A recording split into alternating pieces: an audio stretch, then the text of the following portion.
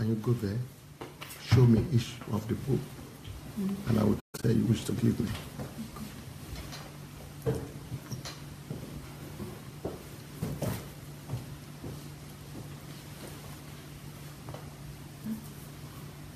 One by one.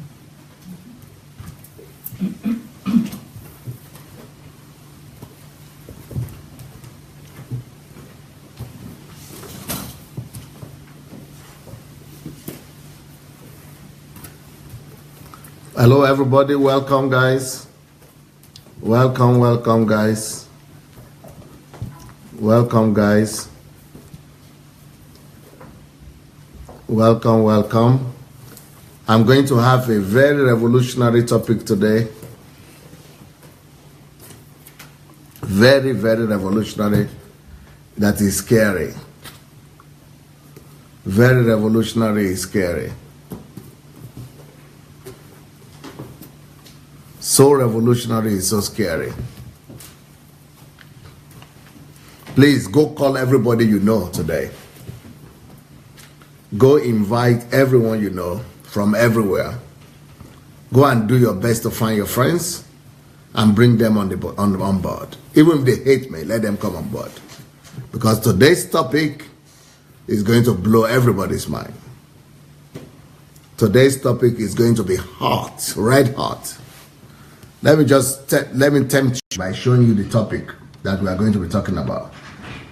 Let me just tempt you. You try to think about what I'm going to talk about today.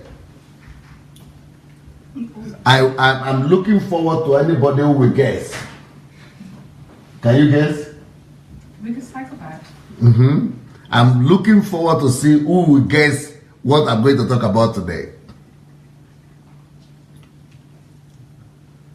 I'm looking forward to see who is going to guess what I'm talking about today.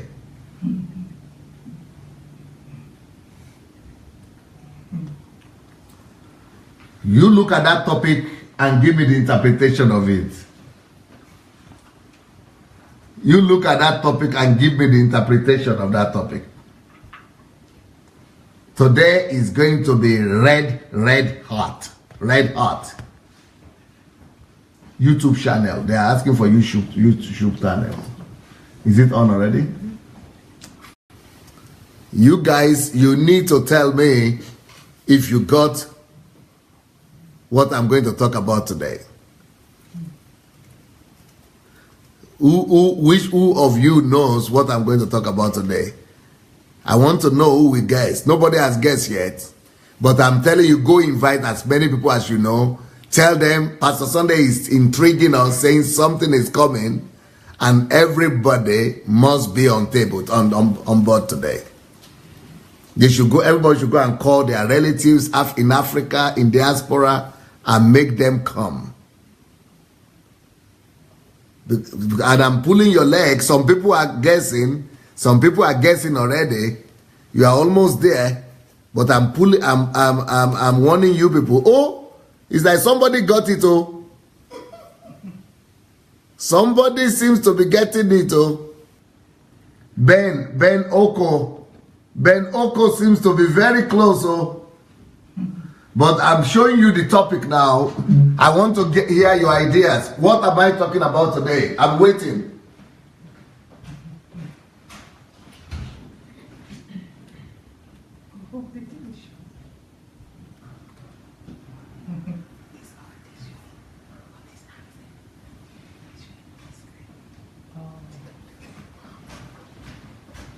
Who can guess? Who is going to guess right? Ben Oko is closest. Rochelle White.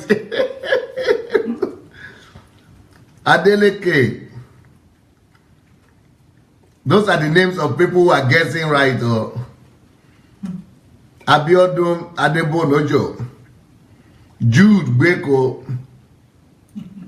These are the people who are guessing right. Oh. So before I start, before the revolution begins, you better go and invite your friends. Today is going to be hot. Oh, no say I don't want you. Don't say I didn't warn you about today's topic. Don't say I didn't warn you about today's topic. Oh, make you go invite all your friends. Because today's topic is going to be red hot.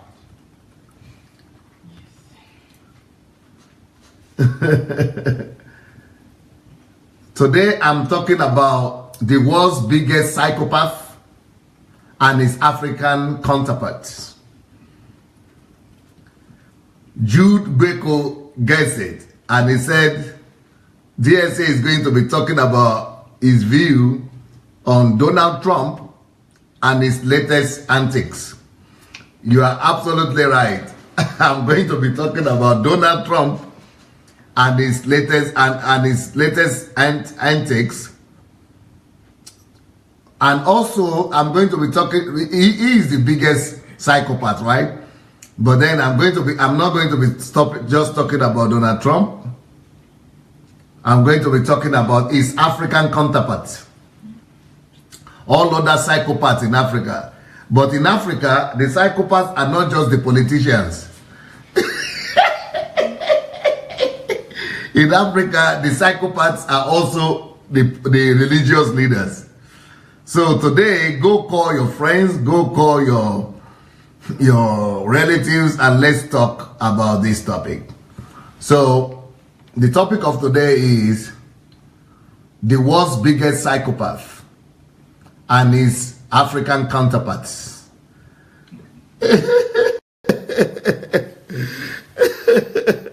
Okay, Toshuku said he got it too. All right, so let's start. I don't know if you people had the opportunity to listen or to have read on Facebook and on the internet and YouTube about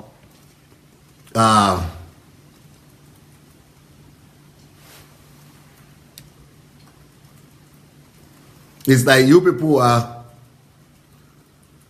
I'm sure you have heard about it. You have heard about this big scandal that came about through what Donald Trump said about Haiti and about African countries. So that's what I'm going to be talking about. I'm going to be talking about the world's biggest psychopath. As far as I'm concerned, the world's biggest psychopath is Donald Trump. And his African counterparts are pastors and politicians. Pastors and politicians. African politicians, African pastors, most of them are also psychopaths. But the biggest psychopath in the world is the one who is calling other people's funny names and abusive names. So if he is in the position to call all Africans and all African countries what he called them, some whole, if he's calling all Africans and African nations, all African nations that as whole, then I have the right to call him for who he is and mention him who he really is. And who he is, that man is just a big psychopath. He's a big psychopath, but the reason why he's able to call us Africans as whole is because they said they're not seeing it on YouTube yet. Can you provide the YouTube on Facebook? Give the link to the YouTube on Facebook, please. We're on YouTube already, but they're going to give you the link now. You follow the link. So tonight will be hot. I'm going to be telling you my thoughts about what Donald Trump said, his opinion and his comments on African nations.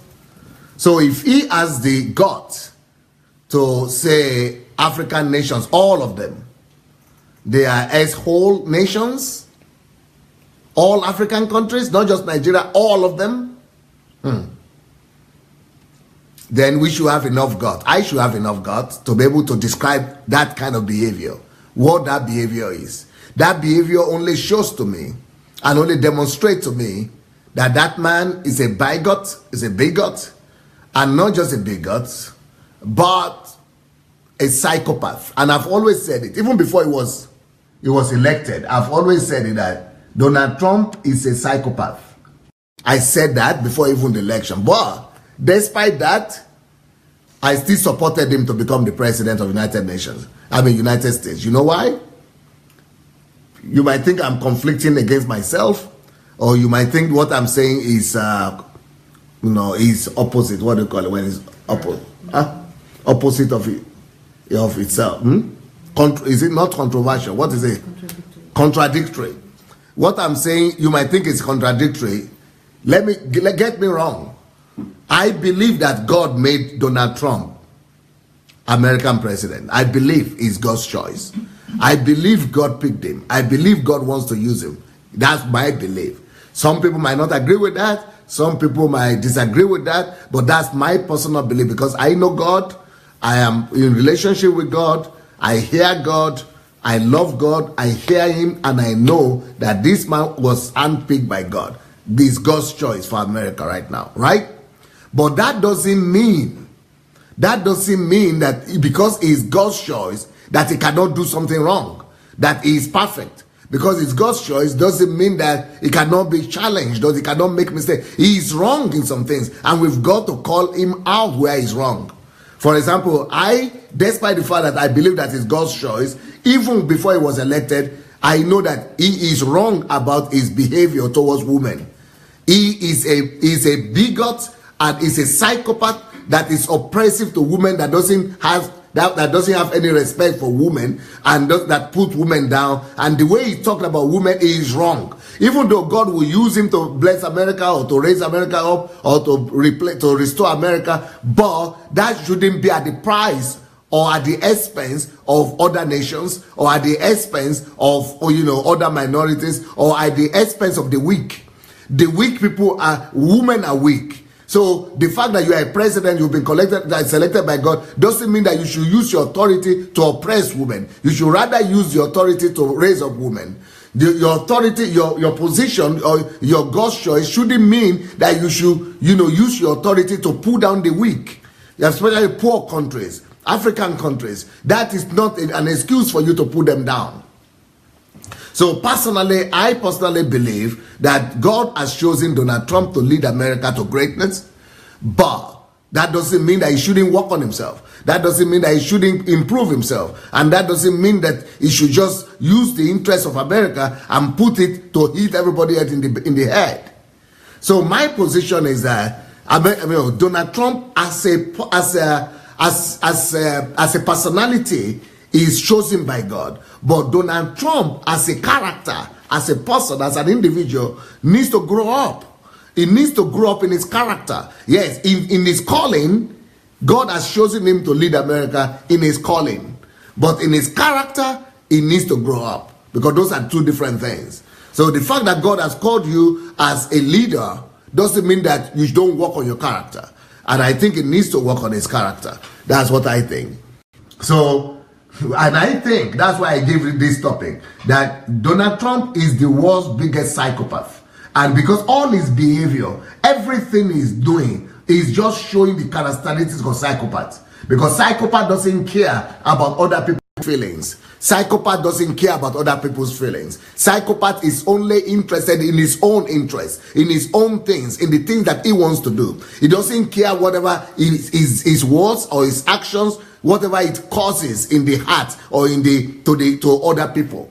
So whatever he says and that offends other people, he doesn't care about it. He just doesn't give a damn. I'm sorry, he doesn't care. And that is a behavior of a psychopath. Psychopath doesn't have empathy. Normal human beings supposed to have empathy on Haiti or on African countries that are poor, because there are reasons for their poverty. But psychopaths don't care about that. Psychopaths don't care why you are like that. And psychopaths don't regret. They don't repent. They don't like to repent. They don't like to, they are not sorrowful. They are not, what is the word? They are not remorseful. They are not remorseful. They don't regret. They don't show regret. They don't show remorse. They don't show embarrassment. They are not embarrassed. They don't show, shame. They don't have a sense of shame, remorseful, and regret and embarrassment. That is a psychopath. And all that is written all over Donald Trump. All these characteristics of a psychopath, they are written all over Donald Trump. But the reason why Donald Trump is able to call and name Africans and shame all of Africa like that is because our African leaders have given him the opportunity to do that. Our African leaders have given him the room. If our African leaders have done what is right in Africa, he wouldn't have been able to say that. He was not able to call European countries like that. He's not able to call the other developed countries like that. But African countries is able to call us like that because our leaders, our politicians are his counterparts. They are also psychopaths like him. Counterparts in putting Africa down and putting Africa in a place whereby somebody will insult the whole of Africa. So that is why I said the world's biggest psychopath and his counterparts. That while political leaders have given him the right and the opportunity and opened the door for him to be able to abuse and a whole 1 billion people. You know, Africans in the world are 1 billion people. 1 billion people. Can you just go ahead and just insult 1 billion people like that? Okay? So that shouldn't go unaddressed.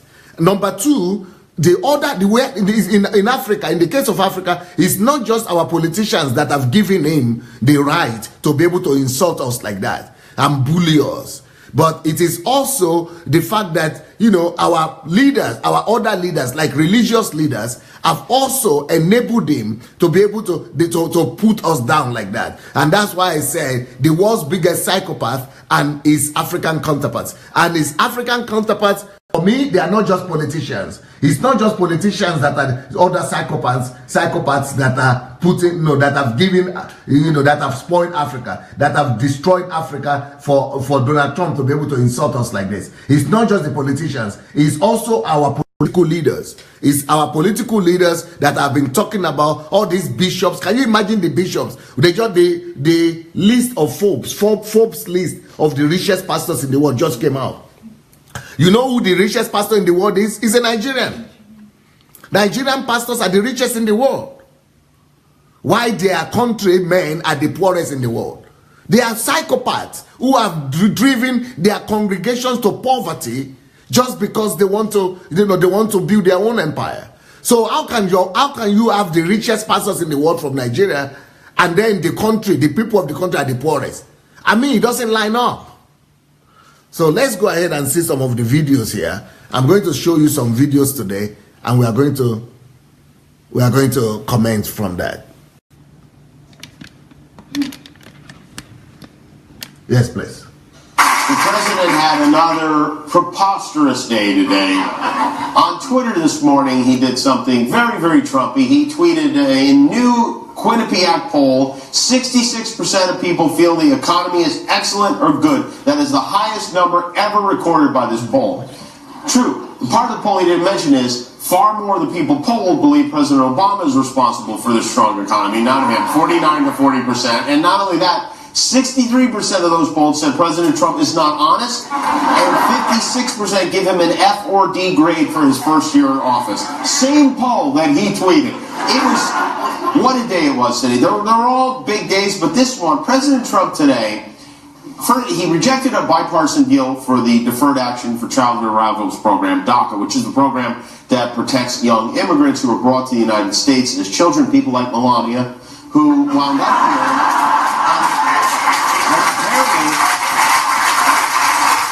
What Trump objected to in the bipartisan plan was the senators from both sides who wanted to restore protections for immigrants from Haiti, El Salvador, and a handful of African countries. They had to be rescued from difficult situations in those countries. Not only did Trump reject the plan, he said, and before I share what specifically he said, I would like you to keep in mind this is an actual quote from the actual president of the United States. We can put this up on screen and explain this. I apologize for using this word here, but this is a quote from the president.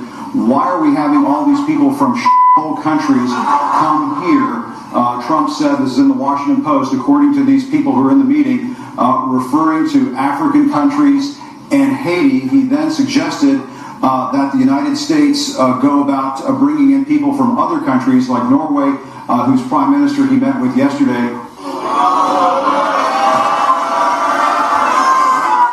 Listen, I'm sure the fact that countries he described as are mostly populated by people of color and the immigrants he wants from Norway are not is a coincidence, because if it wasn't, it would mean we voted for a racist, like a real one, and we'd have to get pitchforks and chase him out of the White House. But I also assumed the White House would deny he said that. They did not. They just tried to spin it. It really is unfathomable. You just can't believe that this is the guy running our country. The only silver lining, and this is a small silver lining, but the only silver lining is we got to hear Wolf Blitzer say this all day. Asshole, asshole, asshole, asshole, asshole, asshole, asshole, asshole, asshole, asshole, asshole. Oh, what an asshole.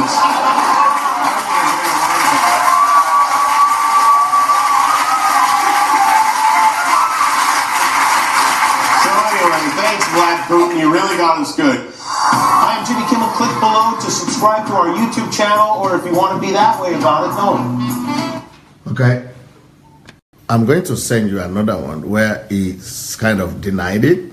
So because, to be fair, we've got to give him, we've got to hear what he has to say in his own defense, because we've got to be fair enough to show the two sides of the coin. This is what people said. This is what the media is saying. So let's hear what Donald Trump himself has to say about the accusation against him. So is it confirming it? Is it denying it? Now, the White House is not denying it, which is, if the thing didn't really happen, the White House would have been the first. That's why they have press conference, press attaché, press, briefings and all that. The White House would have denied that he actually said that. But the White House didn't deny. So that's a big problem right there, that the White House didn't deny this, that he said it. Number two, he himself tried to deny it. He said, okay, he used strong words, that he didn't quite say that S-all thing, but he used strong word. But then they say, okay, what is the word you use? What is the strong word that you use? And he couldn't say it. He just said strong words. So let's hear the defense of Donald Trump, of himself, what he has to say. During a Thursday meeting at the White House with lawmakers about immigration, U.S. President Donald Trump allegedly made vulgar remarks while referring to immigrants from Haiti, El Salvador, and African nations.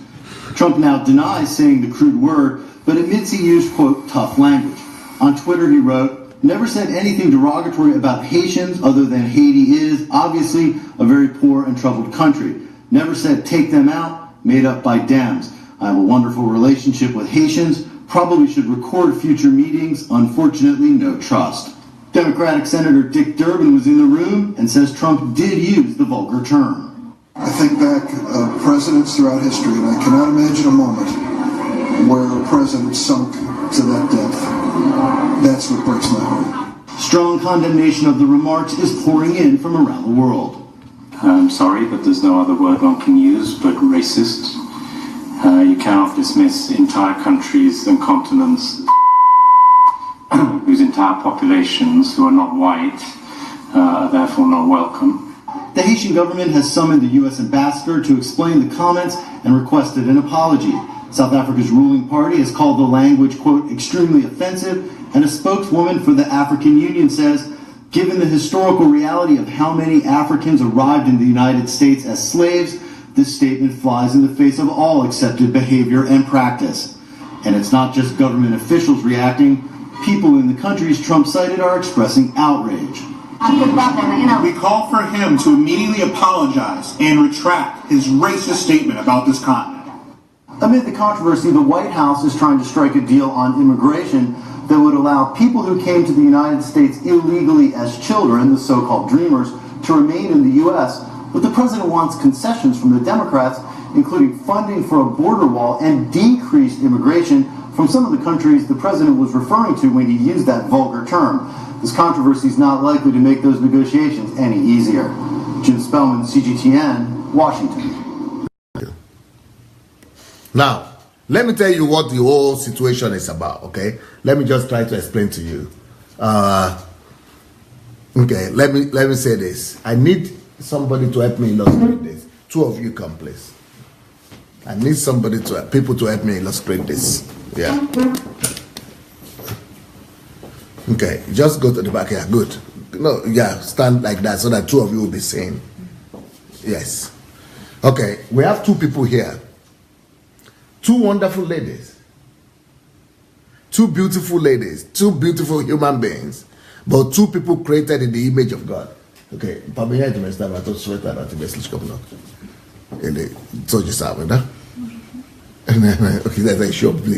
okay, just close to yourself, close to each other.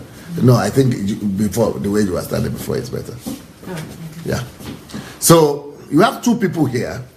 Both of them are good people. But both of them are created in the image of God. Now, you know what? There is a policy, there is a visa policy in the United States. Just for you to know what's going on.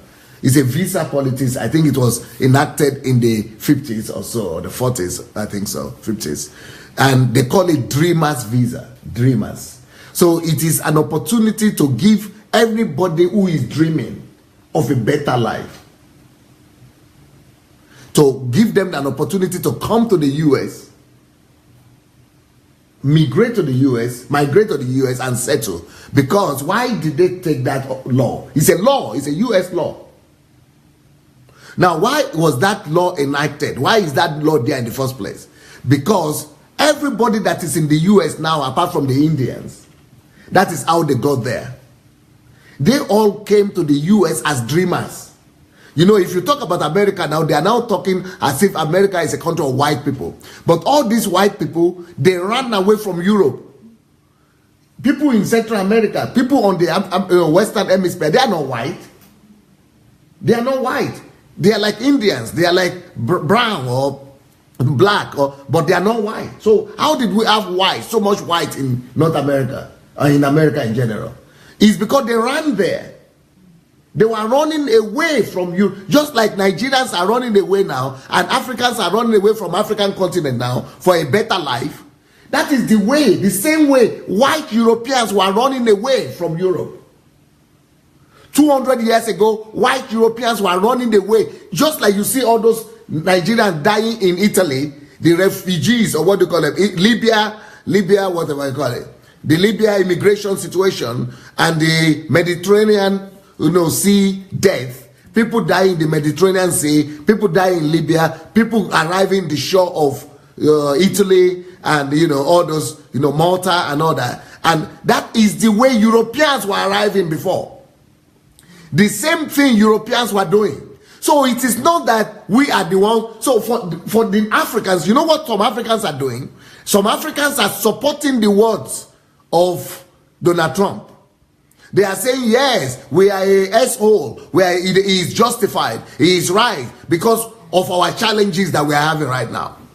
But what these Africans don't know is that every country has gone through this period of challenges that Africa is going through right now. Every continent has passed through it. There is a time when English people were running away from England. Some of them were running away from England to Africa. And Africa, they never chased them away. They even took away Africa from us. They even hijacked Africa from us. These are the forefathers of Donald Trump. And even Donald Trump himself, his grandparents and his foreparents, they left Europe in search of a better life. That's why they went to America.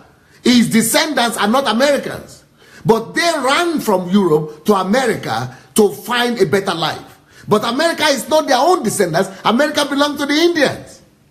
So, but Americans, Indians, and America has become a home to white people because they were looking for a better standard of living. They were dreamers. They were dreaming of a better life. That is why they came to America. So, because of that, some American fathers, the politicians, they were smart enough to say, all of us here, we are migrants, we are migrants, we are all dreamers. It is our dream for a better life that brought us here to America. Since all of us came here for a better life, and we are all dreamers, and that's why we came here. Why don't we keep that open to all other people? Nobody is better. We are not better than all other people. Everybody else also is dreaming from different parts of the world. So if they are also dreaming in Africa, let us give them the opportunity to also be able to escape and to find a place where to run to realize their dreams. So if some people are dreaming in Asia, let us open a place for them where they could all run to, because somebody opened the continent for us and the nation for us to receive us. That is why we are Americans today. So anybody who dreams and who is a dreamer and who is ambitious and who wants to achieve anything all over the world, let us also welcome them. Let us also open our doors to them. If they could dream, then let us tell them that they could realize their dreams here in America. So that is how that provision of the law was passed in America, to say that, okay, we will have this green card, they call it green card practice. That green card is to give everybody the opportunity who is a dreamer. We call it green card, but it's a dreamer's visa is called. For people who dream, who have a dream, who are dreaming of a better life, just like our fathers who founded this country, just like they dreamed of a better life. They wanted to escape oppression. They wanted to escape, intimidation, religious persecution. They wanted to escape all kind of misunderstanding. That is why they ran away from Europe. They ran away from oppression. They ran away from religious oppression. They ran away from bigotism. They ran away from bigots or bigots, hypnotism. Nepotism. This same thing that Donald Trump is doing right now. That is what people ran away from. That is what his parents, his grandparents ran away from to go to America to get. And all over the world, people are running away from the same thing. And now he is spreading the same hatred that America is known to be a safe haven. America became a safe haven for his predecessors, for his grandparents. So America is a safe haven for people who are looking for a better life. That is why they started that green card visa lottery.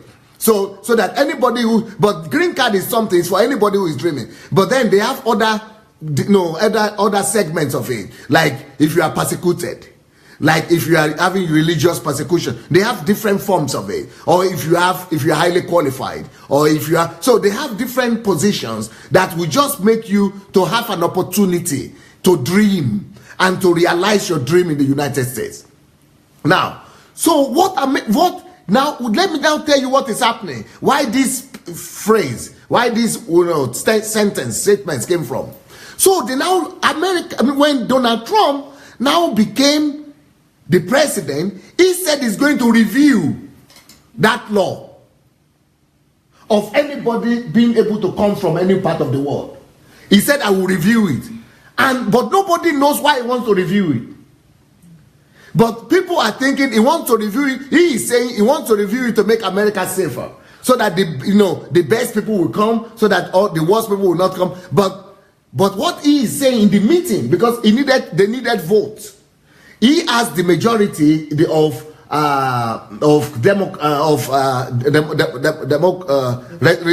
Republicans.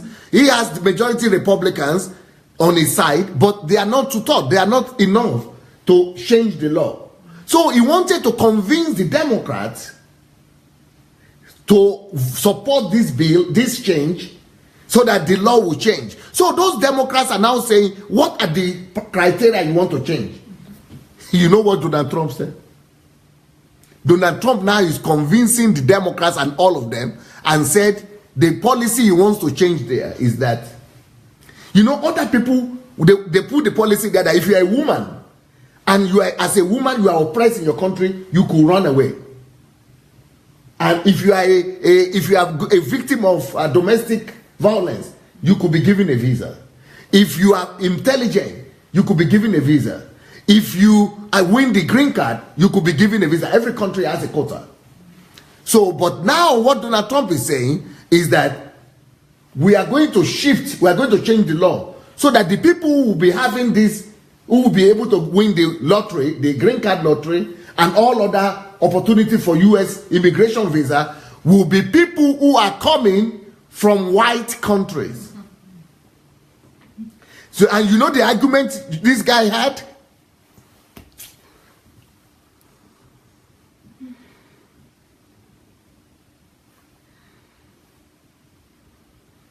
And this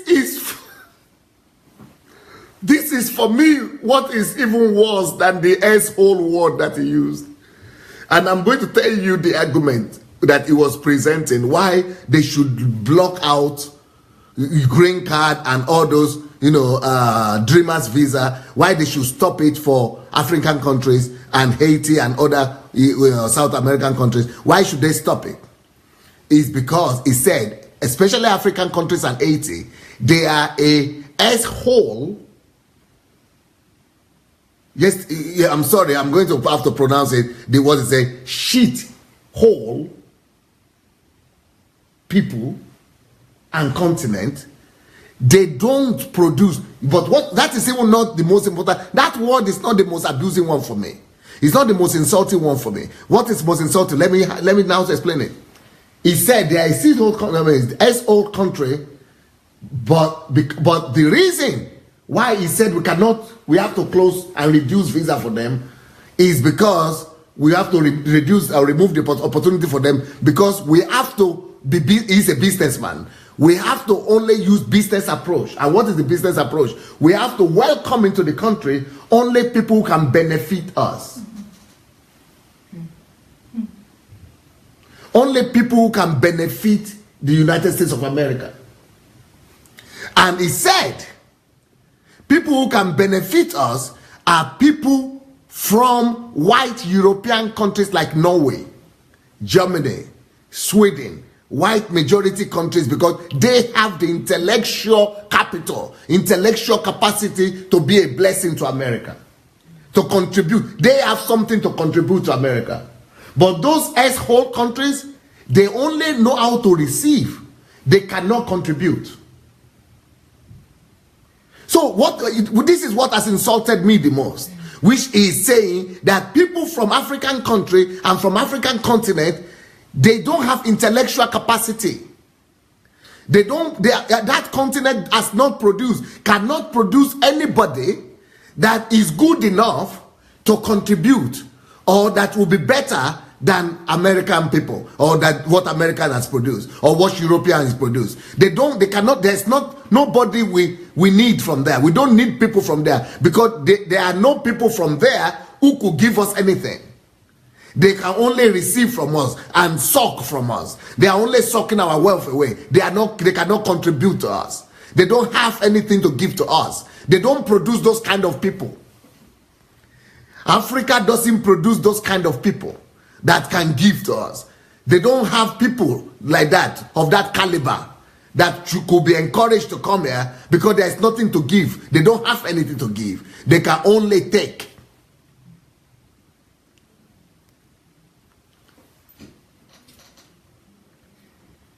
So I don't have anything to contribute to America? You'll be mistaken. You will be mistaken. That I, as a black man, as an African, as a Nigerian, I cannot contribute. I can give you a list of at least 1,000 Nigerians alone. 1,000 Nigerians that are contributing. In fact, not just contributing, to America and to American economy. In fact, these Nigerians, they are not just contributing. I can even give you another 1,000 Nigerians alone that are better, that are the best in America in their field. I can find 1,000 people of Nigerian and African descent that nobody can compete with in America. That nobody can compete with. With what I've done, no American can compete with me. When I came to this country in Europe, and I started our church, I was one of the few blacks. All other people were Americans and Europeans. Nobody could compete with me. They were all coming to learn from me. The American Senate invited me to speak to them, because they knew that there is something they could learn from me. The United Nations invited me to speak to them because they knew there is something they could learn from me. Bill Gates invited me to sit on the same board with him because he knows he could learn something from me. Bill Clinton invited me to his foundation to be on his foundation because he knew he could learn something from me. But I am even a nobody. There are Nigerians who are living in America who are doing well. There are Nigerian medical doctors who are powering American hospitals. There are Nigerian scientists who are bringing about inventions to America and who are leading in their field. As a matter of fact, Nigerians are the most educated people in America right now. They even beat Asians. They even beat Japanese and Chinese and Koreans when it comes to higher education, even in America itself. And a large percentage of the students that have been admitted into the Ivy Leagues of America are Nigerians now. Some of the people who are making the best results from high schools are Africans and Nigerians. So to say that that country, that continent, doesn't have anything to contribute, and we should only take people like this. See these two girls. The two of them are God's creation. Two of them are human beings. The only difference you see in them is that this one is brown, more brown or darker, but inside she's not dark. Inside she's a human being just like this one too. And the blood that decides the life of a man, if you cut the blood of this one, cut the blood of this one, and you put it, you will not see the difference in the blood though. It's only the cover, only the skin. But if we are going to go deeper and look at the content of character, maybe even this one might be better, who knows? Values. Or if you are going to go into the brain and look at the intelligence level, who say that one is worse? Just the skin color. It's not even the color, it's the, what do you call, pigmentation. It's only the pigmentation of the skin. Just like Donald Trump himself is red. He's red head. He's red head. It's not even white, it's red head. He's over white, so to say. We could also say he has pigmentation too. Everybody could have pigmentation. So pigmentation don't decide people. Pigmentation doesn't decide people, who people are. It is the content of their character, the content of their intellect that should decide who they are. Let's show that last video before I go again. I'm sorry, guys. So what really offended me the most is not the S-hole word. I don't know why is that one that everybody is talking about. What offended me most is the fact that he said we have to reduce, the argument is given. The reason we have to reduce the immigration from African countries is because they cannot contribute. They don't have what to contribute. They don't produce people who can contribute. They only produce S-hole. People who take only, not people who can give. But I know that there are a lot of Africans, not just in Africa itself, but even in America itself, who are already contributing and are better than Americans in their field. And are better, not just than Americans, are better than anybody from any other country. Better than Koreans, better than Japanese, better than Europeans. When I went to Korea, let me tell you this story. I was in Korea. And while I was in Korea, I was speaking for let me just put it this way. I was speaking at a conference in Korea. And you know what these three speakers? One of them was Lauren Cunningham. They call him Lauren Cunningham. Some people, he started a movement from America that is called YWAM. They call it YWAM. Yeah, so he's like youth with a mission. So Lauren Cunningham was speaking there. The Korean big pastor, David Yongisho was another speaker, and Sunday Adelaja was another speaker. I mean, who is Sunday Adelaja where David Yongisho was speaking? Who is Sunday Adelaja where Lauren Cunningham was speaking? But after I spoke for the first 2 days, you know what these people did? Even me, I'm embarrassed to even say it now. I'm even ashamed to say it. And I'm embarrassed about it. But this is what happened. This is a fact. In Korea, this is in Seoul, South Korea. You know what they did? You know what Koreans did? They went and cancelled. They went and cancelled all speaking engagement. Okay, for example, Yonggi Cho was supposed to speak 3 times a day, or 2 times a day, 2 times a day. Cunningham was supposed to speak 2 times a day, and I was supposed to speak 1 time. You know what they did? They cancelled where those people are supposed to speak. I ended up speaking 3 times. So when I was asking the organizers of, after they listened to me, they said no. So they said, we want you to speak more. I said, what happened? They said, Yonggi Cho is the setting sun, but why you are the rising star? That is what Koreans themselves told me. They put Yonggi Cho, reduced his speaking time, and gave me more speaking time. In Korea, in their country there. We had 10,000 delegates, youth. And I spoke in most of those conference. What am I saying? It was at that conference where the Koreans told me that they did a scientific experiment about the nations of the world, and they discovered that that Nigerians are some of the most intelligent people groups in the world. Nigerians. They said Nigerians are in the top 3 of their results. They didn't tell me who other two nations are, but they said the Nigerians are in the top 3. The top 3 of the most intelligent people group in the whole world. And they said, those people said it, that from their result, that Nigerians defeated Americans, Nigerians defeated Koreans, Nigerians defeated even Japanese. So to now say that Nigerians are only, Africans are only asshole, they cannot produce anybody, so we cannot give them visa, nobody can come here from there to bless us. All the people who can come from there are only, they're only asshole to be given, they'll only be sucking from us. So that's why, let's see the title of this message. That is why I call this message, like this. The world's biggest psychopath. I believe that we have the right to also say, Donald Trump is a psychopath, he's the world's biggest psychopath, but he's not alone.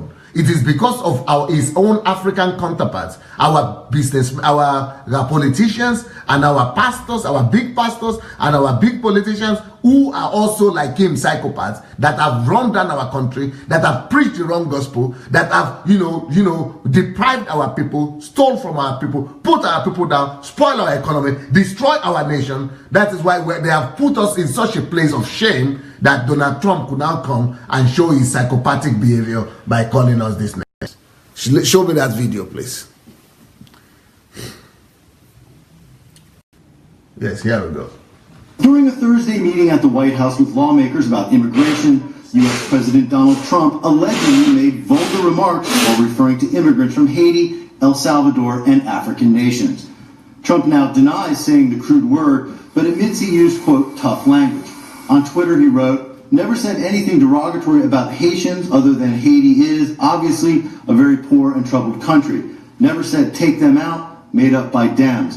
I have a wonderful relationship with Haitians, probably should record future meetings, unfortunately, no trust."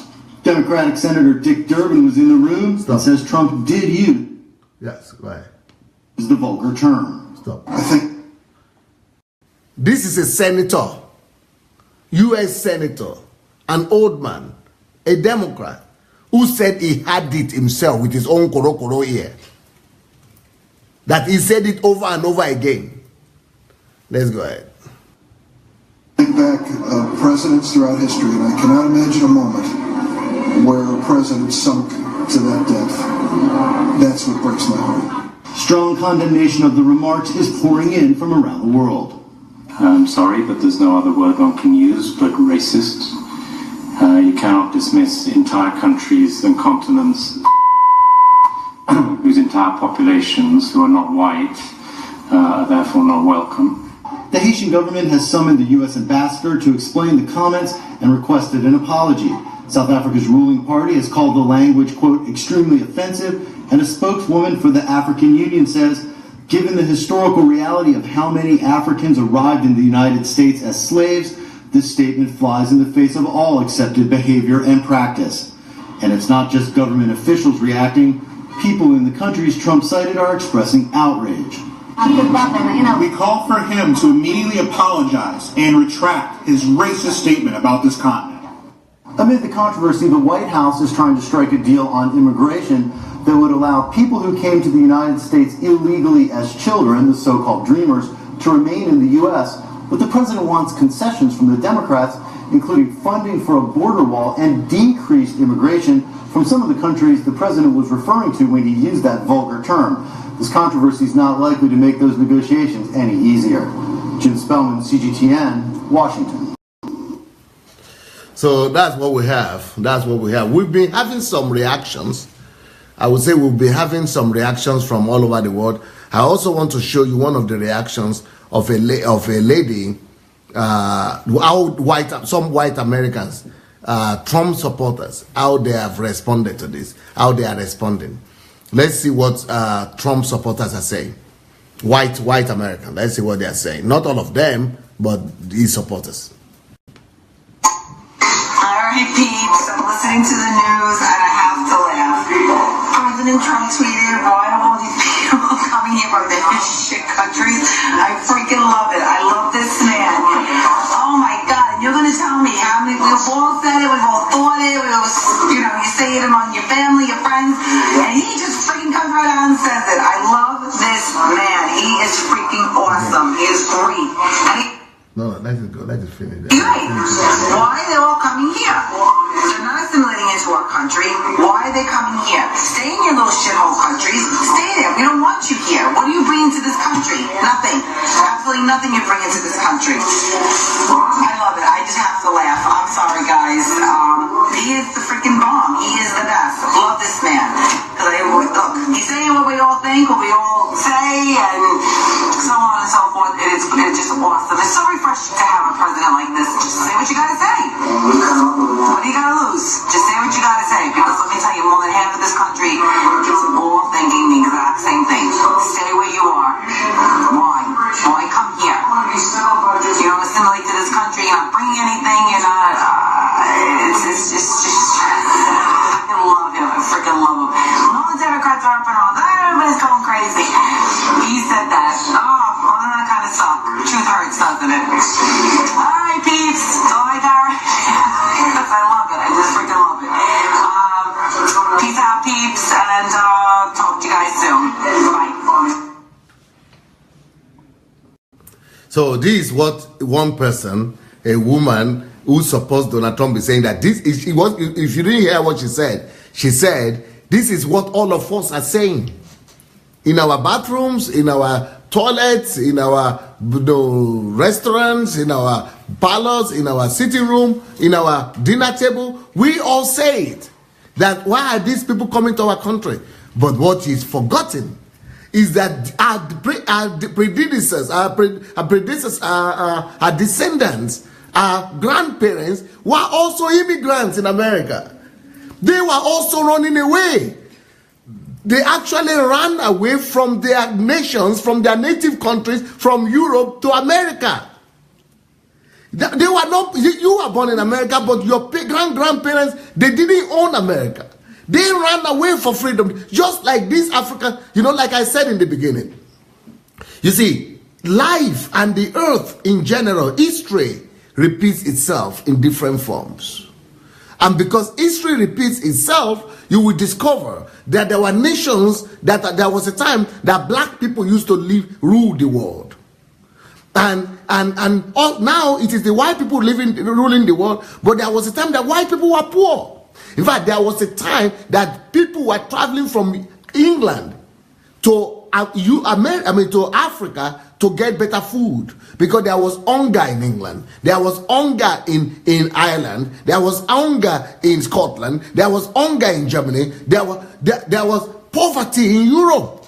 And because of that poverty, people were traveling, all over the continents. That's why they came to Africa. They went to, Australia, and they went to America too. So, there was a time, I cannot understand this, our African brethren, even right now, who are commenting, who are don't just focus on our bad leaders. Yes, our bad leaders also are psychopaths. They put us in this shame, and they run our countries down. But if you look in the concept of history, worldwide history, you will discover that every nation goes through this kind of state and time, where every nation will pass through this kind of trying times.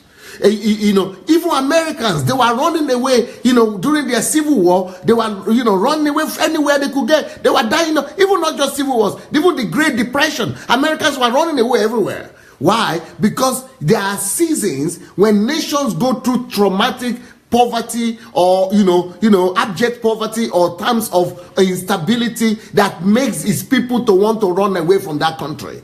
It is normal. There is no country that has escaped it. Like I said, the reason why you have all those Americans in America is because there was a time 200 years ago, 150 years ago, 100 years ago, it was all the white Europe that were also running away, like the immigrants in Africa that you are seeing today. So you see Africans who want to escape from Africa to England. Africans are running away to Italy. They are running away to Libya, and they are dying on Libya, at the shore and at the Mediterranean Sea and things like that. That same picture used to be the same picture of black people, of white people. In fact, find me pictures of white immigrants, who are escaping hunger in Europe, or video or picture. You will see is there in the internet. You will see ship where have you heard of the Titanic or ship? These are white, or Mayflower. All these ships, Mayflower,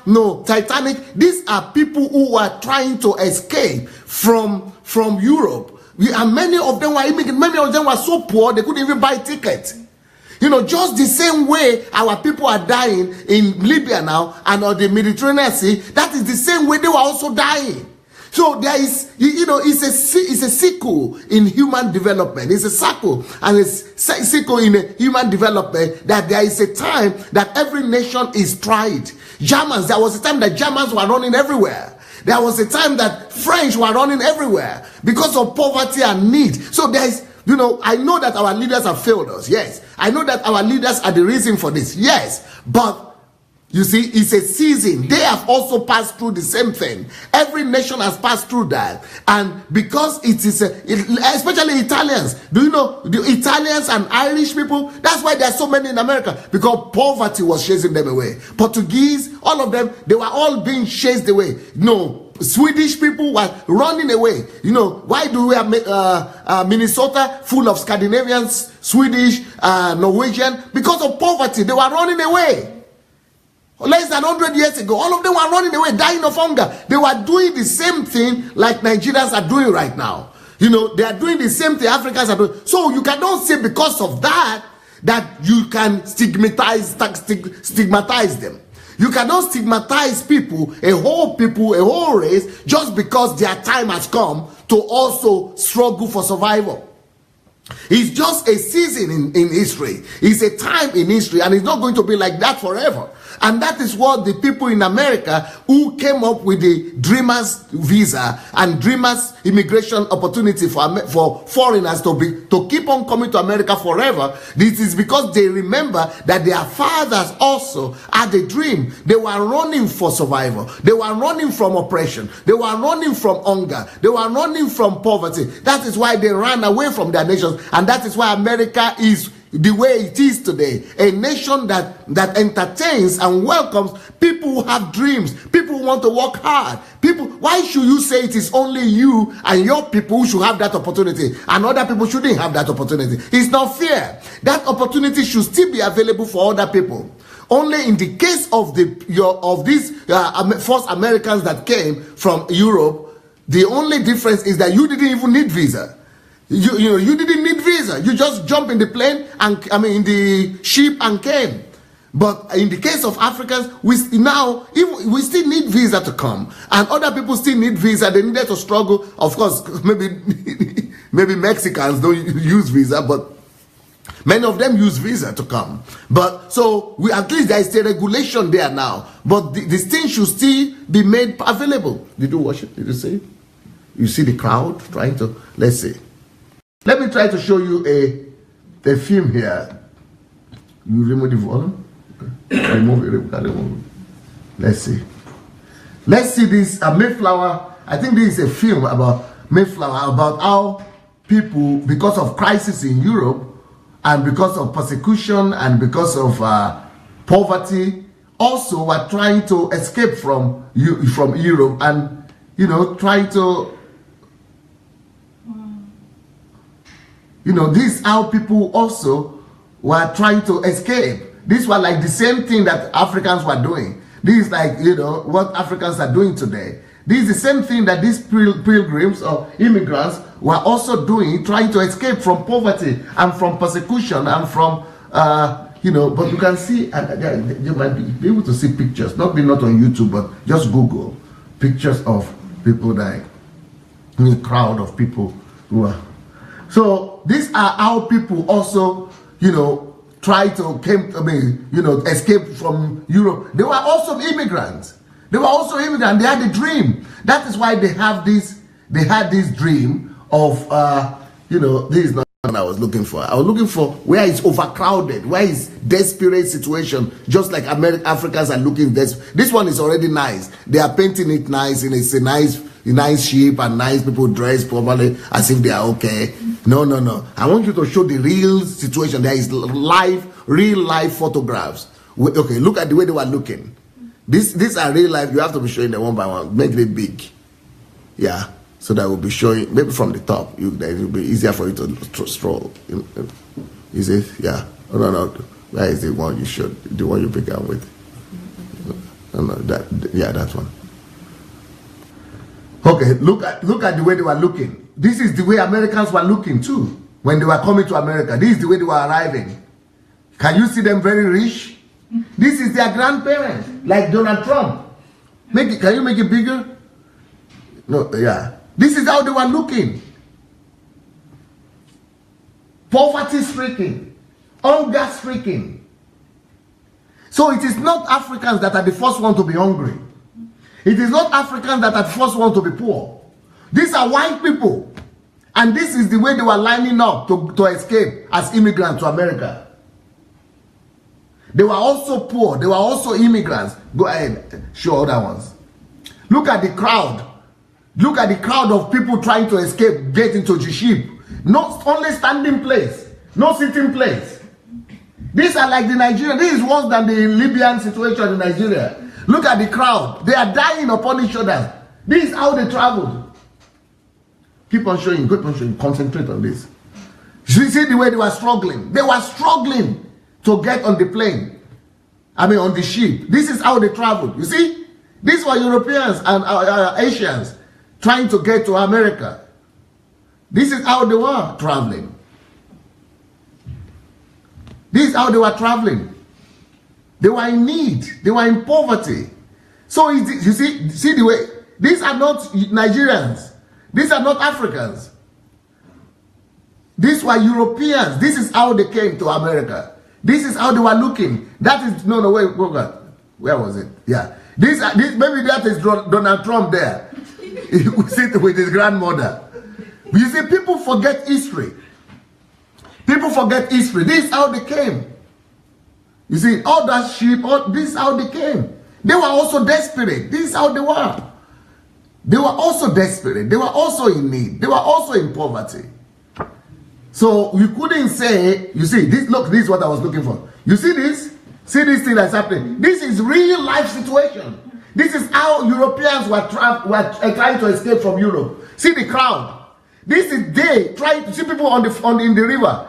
The people were trying to get in the ship to escape from hunger in Europe, to escape from death in Europe, and to go to America. This is real life. This is the real photograph. This is a real photograph of Europeans.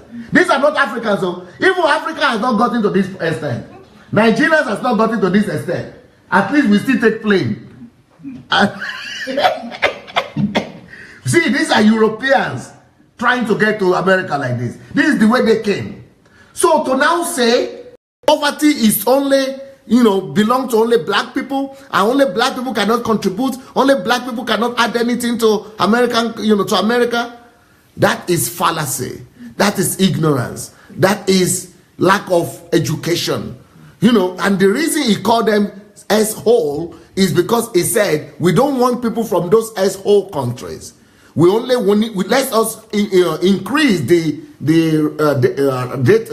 ratio, what they call it, quota. Let us increase the quota for Norway, Scandinavia countries where they have white people. They are advanced enough. They have scientists to contribute. They have professionals. They have skilled people that could contribute to America. So let us increase their quota and decrease the quota of all those S-hole countries.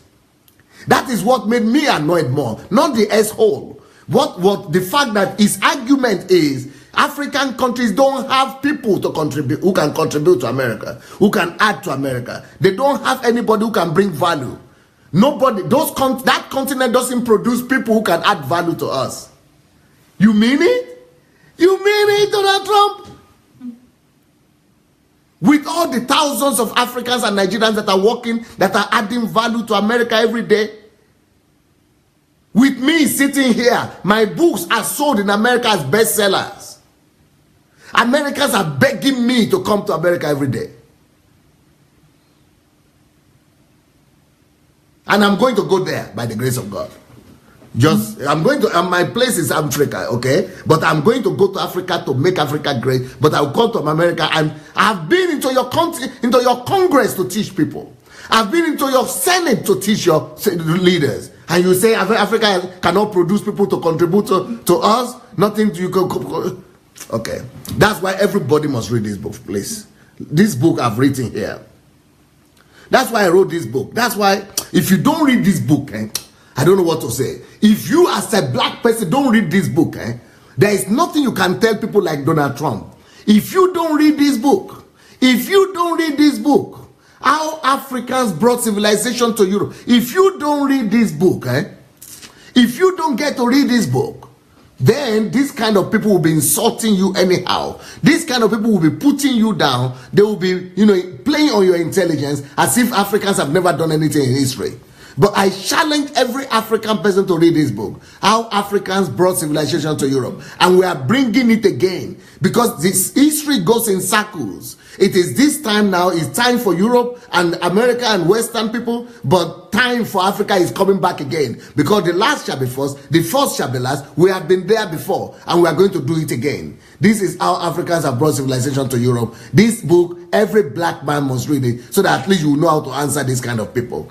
Now, let me show you other books that will be able to help you answer. And, I think we should create our own continent. And that's why I am concerned about going to Africa. I'm going back there. We are going to create a country that will overtake America. I guarantee you that one. It might not happen in my lifetime, but I'm going to sow the seed. I'm going to sow the seed of a Nigeria that will overtake America. That's why I say how the Nigeria economy can overtake. How the Nigerian economy can overtake the American economy. How the Nigerian economy can overtake the American economy. We are going to build a nation, a new Africa that will overtake America's economy. America. We are going to do it. It might not happen in my lifetime, but my children will do it. My grandchildren will do it. Because the principles have been laid out. Look. This is another one. How can I make it visible? Yeah. How to make Nigeria the greatest country in the world. We are going to make Nigeria and Africa the greatest country in the world. You Americans were able to do it. Thank God for you. And we praise God for you. We are going to learn from you. And we are going to make our own greatest. And that's why I'm going to Africa. And we are going to go to Africa. And we are going to do it. So if you people don't know these books and you have not read them, and that's why they will be that's why they will be playing on your intelligence like that. That's why they will be abusing you and calling you names and you don't know how to answer. Let me show you this one too. I am a person. As a black man, the fact that I'm black doesn't mean that I'm not a person. But right now, we've got to go from being a person to being a personality. We've got to create in our people the ability to be able to become personalities. Not just persons, but personalities. We've got to train our people. We've got to teach them and tell them and teach them and train them and coach them in how to become personalities, not just persons. Now, this is the problem of Donald Trump here. The danger of monoculturalism. The danger of monoculturalism. He is suffering from the danger of monoculturalism. He must read this book. But we also must read this book so that we might know how to answer him. But for Africa to be great, we must learn the dignity of labor. That's why I want all of you to read this book, The Dignity of Labor. The creative and innovative power of a genius. For Africa to be great, we must raise up geniuses, our own geniuses, that will be able to create great Africa for us. For Africa to be great, we must teach our people how to become workaholics. Until Africa becomes workaholics, we will never become great. So we must teach our people how to work. Let heroes arise. For Africans to be great, we must teach our people how to raise up heroes, how to become heroes, how to raise up heroes, greater heroes that they have in America right now. Then for Africa to be great, we must raise up new generation of Steve Jobs and Bill Gates who are coming from the African continent. These are new generation of Steve Jobs and Bill Gates that will be coming from the African continent. We must raise them up. Now, let us go ahead and look at one of the answers that the black Americans were giving, or other people were giving. You saw the answer from the... First of all, let's see the answer of that supporter of Trump again. Let's see that answer again, the answer that she gave. And then after that, we will see the answer that Africans gave. Okay, let's see what she said. Alright, peeps, I'm listening to the news and I have to laugh. President Trump tweeted, why are all these people coming here from different shit countries? I freaking love it. I love this man. Oh my God, and you're gonna tell me how many, we've all said it, we've all thought it, we all, you know, you say it among your family, your friends, and he just freaking comes right out and says it. I love this man. He is freaking awesome. He is great. And he's right. Why are they all coming here? They're not assimilating into our country. Why are they coming here? Stay in your little shithole countries. Stay there. We don't want you here. What are you bringing to this country? Nothing. Absolutely nothing you're bringing to this country. I love it. I just have to laugh. I'm sorry, guys. He is the freaking bomb. He is the best. Love this man. Look, he's saying what we all think, what we all say, and so on and so forth. It's just awesome. It's so refreshing to have a president like this. Just say what you gotta say. What do you gotta lose? Just say what you gotta say. Because let me tell you, more than half of this country is all thinking the exact same thing. Stay where you are. Why? Why come here? You don't assimilate to this country. You're not bringing anything. You're not. It's just. I love him. I freaking love him. All the Democrats are up and on. Everybody's going crazy. He said that. Oh, well, that kind of sucked. Truth hurts, doesn't it? All right, peeps. That's all I got. Because I love it. I just freaking love it. Peace out, peeps, and talk to you guys soon. Bye. Okay, but you see, the ignorance of this lady, is that she doesn't even know history. That our own grandparents, let me show you the pictures again. This is how our own grandparents came to America. They were in hunger. They were in desperation. They were just like us. They were also trying to escape. There was a time when people were trying to escape Europe, just like we are trying to escape Africa now, because it's a sequel. It's a sequel in history. It's a sequel in history where people are trying to escape from where it's tough. It is just normal thing for human beings. Human beings are looking for better lives. That is what another picture. Show me more of those pictures that we just showed up. That is why our people, that's why America is America, because it's a safe haven for people who are dreaming to build a better life for themselves. So that is why, see the way they came.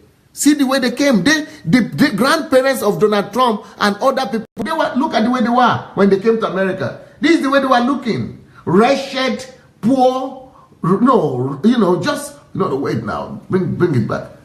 Poor, wretched, just look. They look even poorer than the Africans are looking today. But nobody is blaming them for that. They were able to escape poverty. They were able to escape persecution and build a great country. And we want to learn from them. So all other people too, they shouldn't be deprived of that opportunity. The other picture there, you see the way they are cramming into the ship? These are real life pictures. These are the poverty that they came in.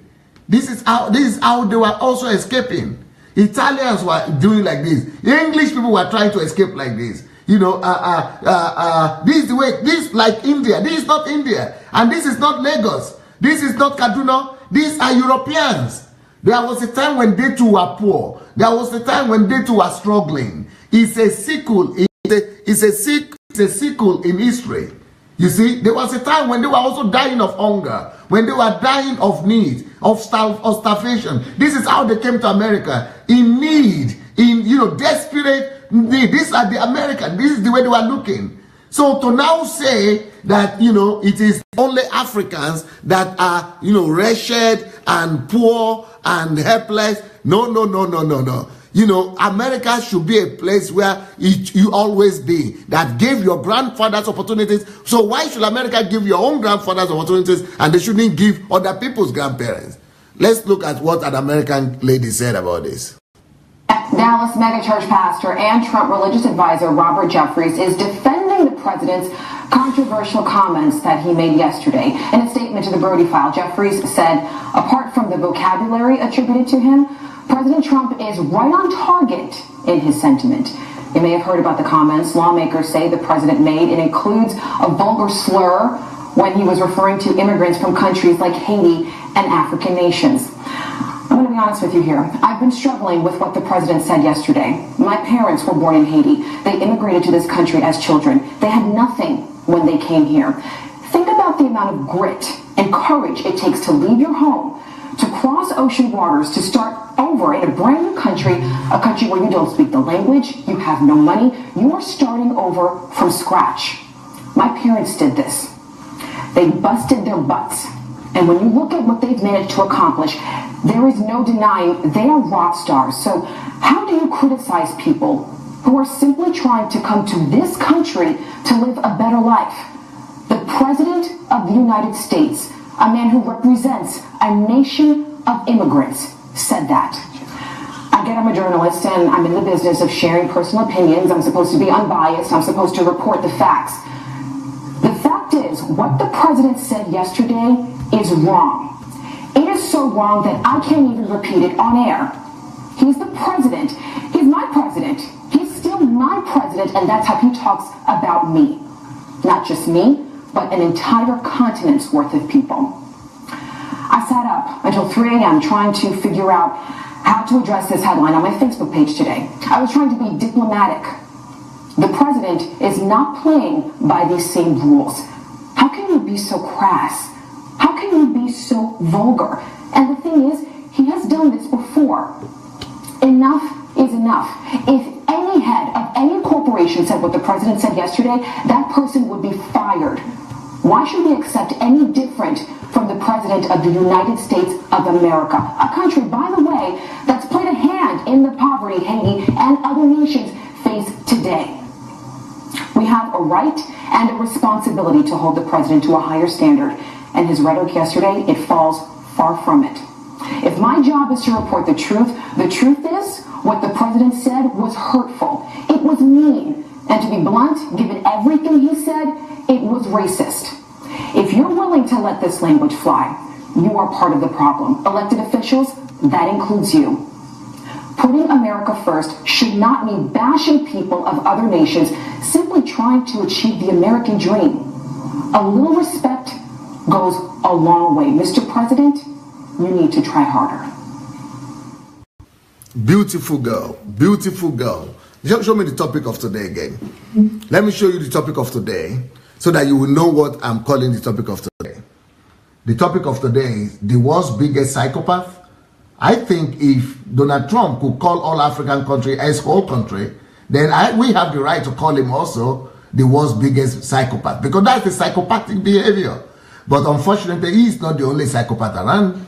You see, that's why I call the topic the world's biggest psychopath. He's the world's biggest, but in Africa, we have a lot of these psychopaths, especially our political leaders, but not just our political leaders that have put us in a place where Donald Trump was able to insult us. And it's because our politicians have mismanaged our continent and our countries.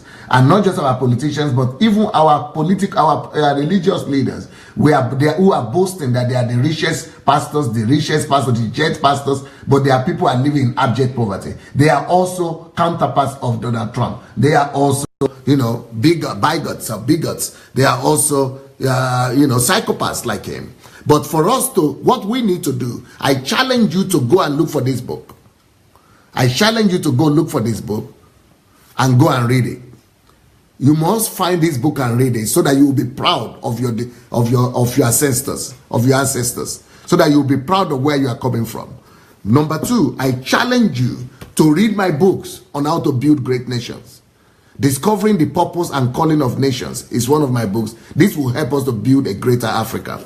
I challenge you to read this book about excellence, the key to elevation. This quality alone can elevate Africa from poverty to a developed country. I challenge you to dare be the Abraham of your own nation. This book is called, You Could Be the Abraham of Your Nation. Could you be the Abraham of your nation? You can. I challenge you to go back to Africa and African church and spread this book, that work is better than vacation and labor is better than favor. Because right now, the doctrines that we are preaching in Africa is what led us here. It's not just the politicians who led us here, but the pastors and the messages coming from our pulpit that, we don't need to work, that favor is better than labor. That's why we are poor. If you are only relying on favor and no labor, it only leads to poverty. If we only want to vacate and rest and no work, we will only lead to poverty. Let's go and challenge and change the value system of our people.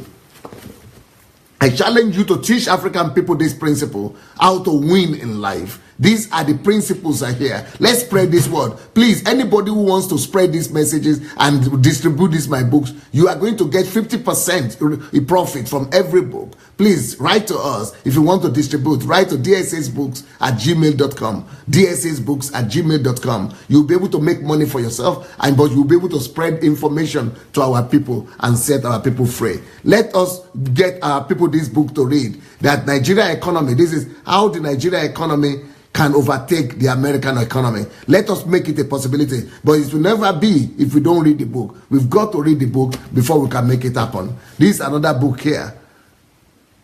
How to make Nigeria the greatest country in the world. How to make Nigeria the greatest country in the world. If you don't read it, we'll never be able to do it. Let's go do it.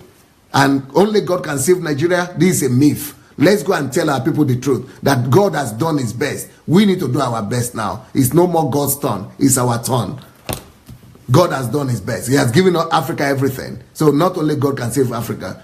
It's a myth to think like that. The Nigerian economy, the way forward. Let us go and teach our people how to build a modern 21st century economy. This book is going to teach us how to do that.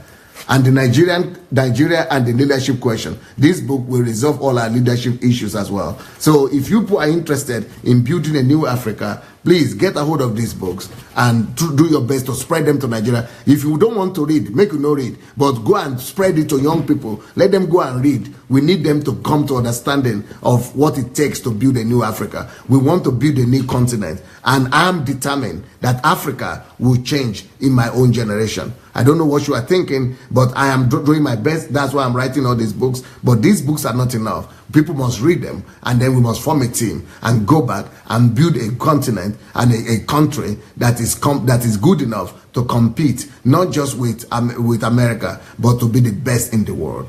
And if you don't have money, you can read all these books for free on Amazon Kindle Unlimited. If you want to, if you are registered on Kindle Unlimited, you can read them for free. But if you want to buy them, you can buy them on Kindle, you can buy them on Okada Books, or look for Shioma in Nigeria. You can buy them that way too, or just write to my office, dssbooks@gmail.com. Let me give you the best answer. I want to show you right now the best video response that I think, that's come through so far. The best video response, but that video response is only possible because someone like him read that book about African civilization. How Africans brought civilization. So that guy who we are going to show you now is a guy that knows the information that is in this book. But let's go ahead and watch this video. This is the best response I've seen from Africa so far.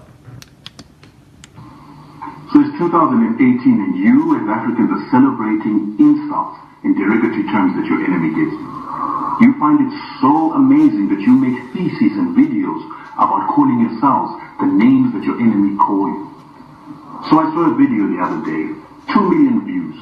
Nigerian young man making a thesis about how his country, Nigeria, is a shithole. Because it can't pump electricity, get water to its people, and a number of other challenges that a lot of African countries have make Nigeria a shithole. But while I was watching this, I couldn't stop thinking that when I was growing up, I was always told that when there's a descriptor or a noun at the end of hole, it usually means whatever the noun is what comes out of the hole. So for instance, when it's a rabbit hole, it's usually rabbits that come out of the hole. Ant hole, it's usually ants that come out of the hole. A bullet hole is usually made by a bullet. So when he talks about Nigeria being a shithole, I couldn't help but think to myself, who is the shit that comes from Nigeria? Is it his parents? Is his mother shit? His father shit? His uncles? Friends? Aunties? Family? Him? Is his president shit? Is the whole Nigerian country full of shit? Because surely if it's a shithole, only shit can come out of it. And it got me thinking that if Africa's a shithole, then what about all the civilization that we as Africans gave to the world? We taught them how to read, write, writing systems, irrigation, building, medicine. Basically everything that the world knows came from Africa. So is that all shit? Surely it has to be shit because we are a shithole. My ancestors, the ones that we call the Mutafa Empire that built houses of stone, cut granite into amazing shapes and sizes and then laid it on top of each other without any mortar. They created an empire that was able to provide the world with gold. They must have been shit. Ashanti, which provided the gold that civilized Europe, the gold that created the Enlightenment, they must be shit. And what about the Moors that went to teach Europe civilization, how to bath, how to have running water? They surely were shit. And all the records that have been written in Africa that are sitting in Timbuktu, in the museums, the first museums that were found in Africa, all that information must be shit. Nigeria itself, where the city of Benin was built, and architects and city planners came all the way to Africa to see the city that had been built in Africa. They surely must have been shit. Mansa Musa, the richest man in the world, had gold that was taken all the way until he got to Mecca, resulting in inflation in Africa. He must have been shit. Ophir, found in my country again. This land that people believe that King Solomon was mining his gold in Zimbabwe, because the Rosary Empire was able to supply this gold, until Beira was called the port of gold. We were digging all this, we were creating all the civilization that made the Chinese and the Indians come and trade with us because we are shit. Jaja Opopo, the very first oil baron, selling palm oil to the world, to the extent that the British had to tell the Queen that this man is destroying us. She had to send the army to put him under arrest, put him in England, and then put him in exile in Ghana because he was producing just so much oil and cutting out the middleman. The term cutting out the middleman comes from this great Nigerian 130 years ago, but he must have been shit.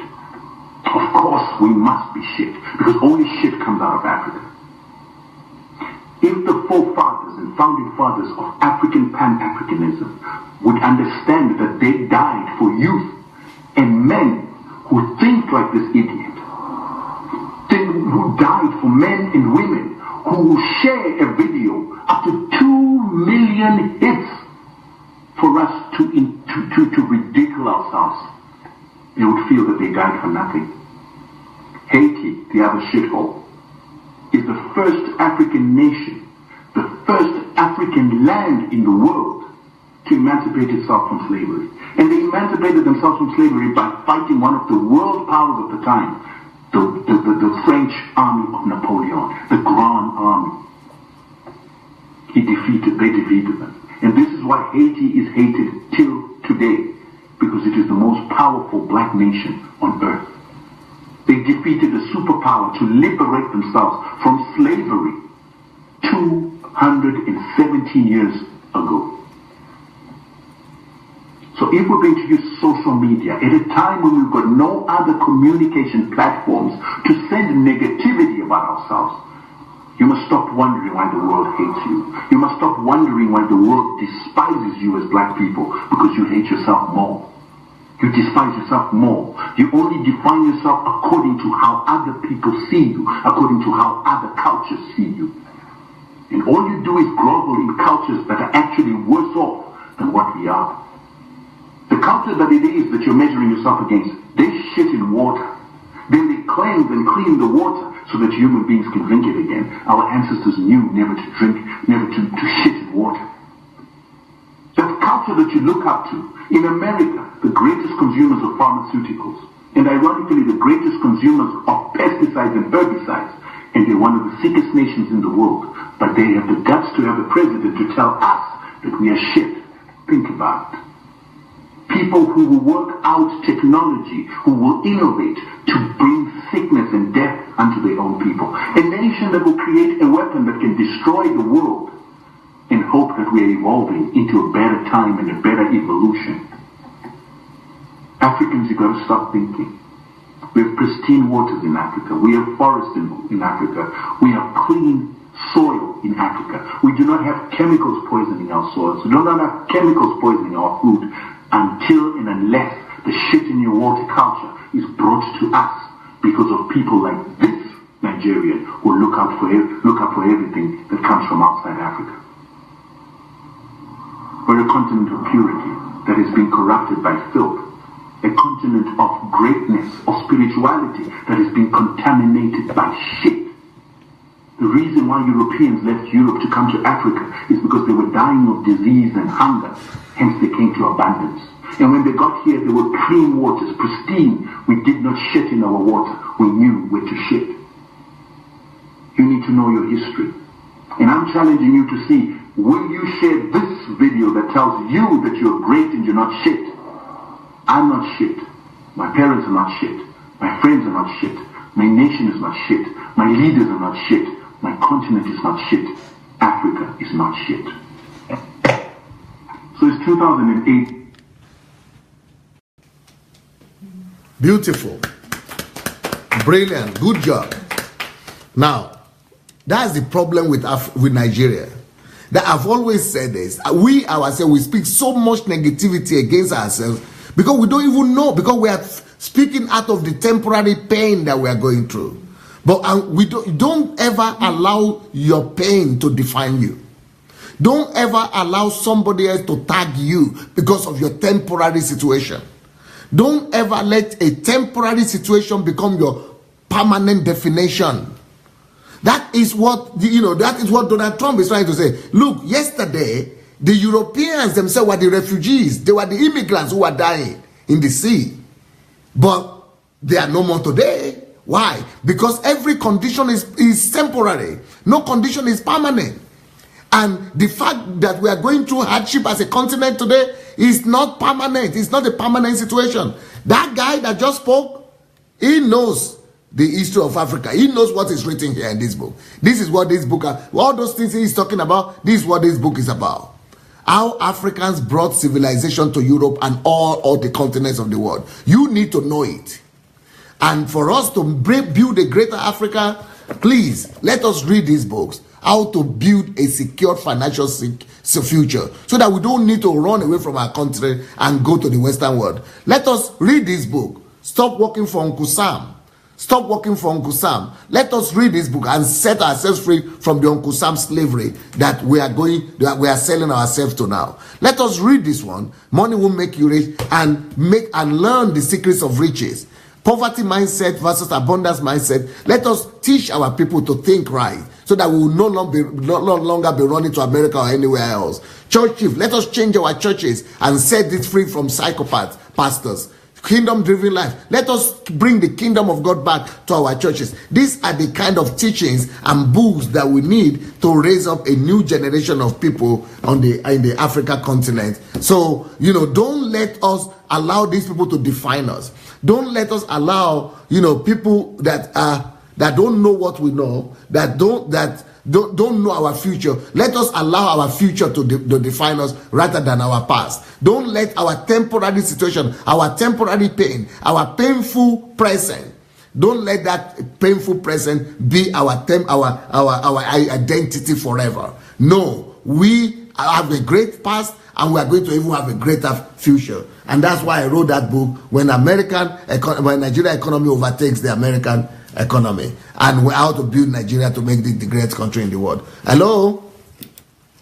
Hello, DSA. Yes, please. Is that Aisha? Yes, DSA. How are you doing today? I'm fine. Please speak into the microphone and make it louder, please. Okay. Yes. Are you there? Yes, I'm here. Can you hear me? Yes, please. It's better now? A bit better, yes. Okay. Thank you so much, DSA. I mean, like, since this thing happened, it was such a anger and such a confusing thing in people's mind. But like you said, because of us Africans who don't like to read, we don't know how to better answer. And I didn't want to make, like, when Donald Trump said that, the first thing I thought of is that latest book you just showed. Yes. The one you saw, like how Africans bring civilization to Europe. Yes. That's the book I want to kindle and purchase, because I'm like, why am I going to get upset and do a video out of emotion? I'm supposed to educate myself and know who I am. Yes. If I know who I am and what my continent has done, so I won't get upset. So I just want to thank you for all those incredible, mind-blowing books you write, because now we all know it's time to read. Like myself, I don't like to read. It's not a thing of mine. Growing up, my parents didn't really read to me. It is no toys that I have. So I'm teaching my son to read. I'm learning to read, and I'm going to be the better version of myself because of your book. So I'm grateful for that. So for what, like, I'm so shocked and surprised that you answered this, because no pastor has even thought of answering this. So many African pastors in the U.S., I didn't see anyone answer this. I didn't see anyone even say a word about this. Like crickets, everybody's just quiet and nothing happened. Like cricket, I like that. So I am really so proud of you and so happy I get to know you as a father figure, as a friend, as a pastor, as a mentor. I'm like so proud right now, because the fact that you take the boldness and the cuteness to just answer this, so it gives me so much peace. And for the first time I heard what Donald Trump said, all I thought of is Dangote. Dangote is a Nigerian rich man. He's richer than even Donald Trump, and that's fact. It's not fake news. It's fact. I researched it. Dangote is a richer Nigerian businessman that is richer than Donald Trump. Is a fact. It's not. I'm not lying. I researched that, and that's what research said. And I know someone like you that wrote 300 books. That Trump never wrote even 5 books on himself. Like he have a ghostwriters. Yes. So I'm just so proud of being African. I'm proud of like all the books that you wrote. I encourage everyone, let's start reading. Let's go back to transform Nigeria, because if Nigeria change, Africa will change. So let's register for Nigeria transformation. Let's go do this and make our continent better, so our children don't have to endure any insult anymore. So thank you, Pastor Sunday. Very grateful for you. Thank you. Aisha, brilliant. Good contribution. Thank you, man.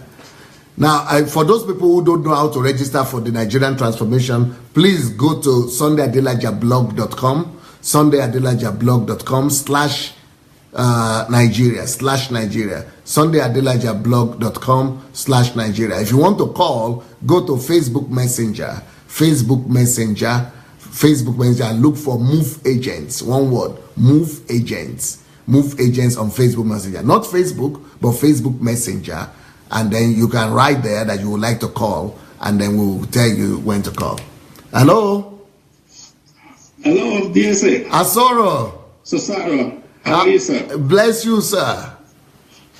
Bless you. God bless you, sir. I'm tackling your country situation today. Oh.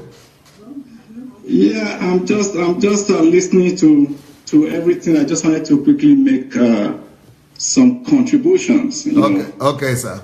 Yeah, to what I've been seeing.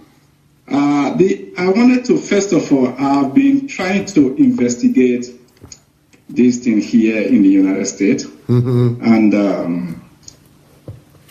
is there any video? Yes. Is there any video to when Donald Trump said that? Is there any video out here? That's what they are saying. No, it was not recorded. It was a closed-door meeting. Okay. And even the White House didn't deny it. They have a report out that, yes, he said some strong things, but, you know, they didn't specifically, they cannot mention what he said. Exactly. Because the reason I'm saying this is this. All through the election, before Donald Trump was elected, the media was very biased. And they lie a lot, especially CNN. So I've come to the point where I don't believe the media at all. Yeah, but you've got to believe that Trump himself is not denying it. I understand. And Donald Trump himself, first of all, we have to understand that Donald Trump is not a born-again Christian. So I'm not even surprised. Even if he he doesn't even need to be a born-again Christian. All the American presidents, none of them, maybe 2 of them only have been born-again Christian, but they have been cultured. They have been cultured people, civilized people. So the fact that he said it, like I said in the beginning, I support Donald Trump. I believe that God put him there, but that doesn't mean we've got to cope up and, you know, with his character. He's got to grow up. The fact that God called me as a position, that's a positional leadership calling. That doesn't mean I shouldn't work on my character. He's got to work on his character, and until we talk about it, and we challenge it, he's not going to be challenged to work on his character. So the fact that God placed him there doesn't mean that we've got to cover for him for all the evil he does. No, this is not even about covering. What I'm saying is this, is the word of one of the senators against his own word. No. It's not one of the senators. You didn't do your research, Osaro. I'm so disappointed. Go and listen to more people. Even his Republican senators are saying it. None of the senators have said he didn't say that. They only said they will not say exact word, but even people from his own party are saying, yes, those are exactly what he said. If you want, I can play that one for you. That he said exactly what they said he said. Actually, I am researching it. Yeah, so why did you say then that it is the word of one senator against his own? If you have investigated, you will discover that it's not just the word of one senator against his own. All right, okay, I understand that, because I'm just trying to look at all these things and see the level of reaction that people are reacting. I'm trying to put it in perspective with what I understand about how God works in timing and in circle and in the way God views nation and everything. First of all, things like this, I am a Nigerian living in the United States. I am an immigrant. Almost everybody in the United States is an immigrant. Yes. And first of all, and the reason I'm saying this is this.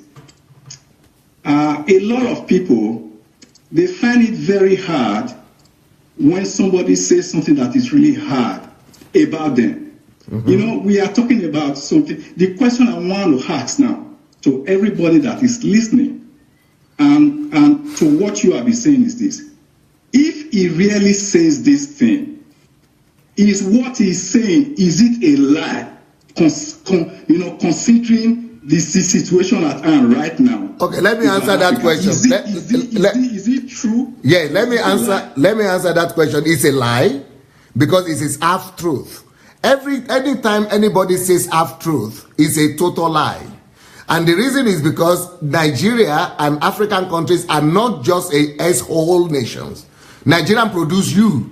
Africa produce me. Africa produced many thousands of other people who are powering their hospitals in the United States, and their universities, a lot of professors that Africa produced. So that is also a reality from Africa. But the fact that Africa is also a problematic continent right now is also true. But we should not allow them to label us just on one-sided truth, on half a truth. That is what they should not label us by the evil. It's just like me now. Look at me now.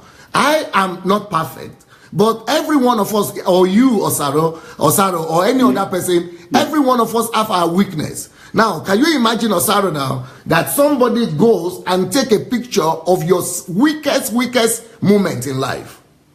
Maybe when you watch, I don't know, pornography by mistake, or when you lied, or when you stole, or when you are snoring, or when you did anything horrible that people will laugh at.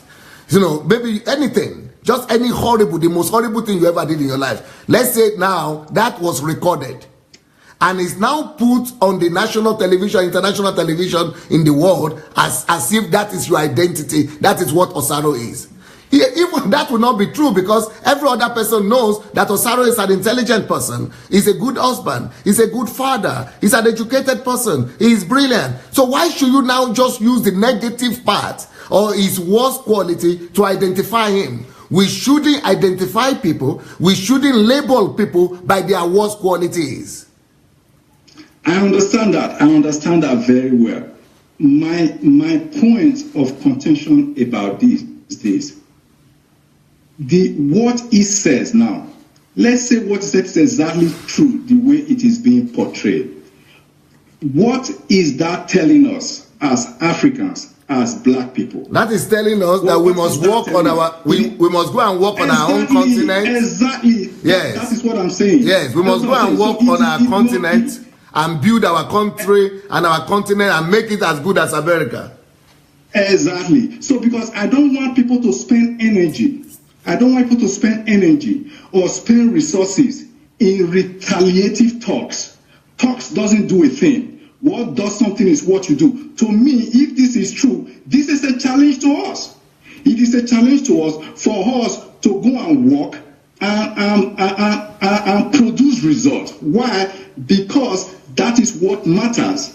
You know, it's just like you were showing, that the other people that migrated from different parts of the world and everything. We already know what the truth is. We know that everybody in the United States is an immigrant. Everybody. And we also know that there is also need for orderliness in any place for things to work well. And that is why there is rules. Because part of the reason I'm saying this, before the election, every time he uses the word illegal immigrant, when the media is reporting it, they remove the word illegal. They will say immigrant.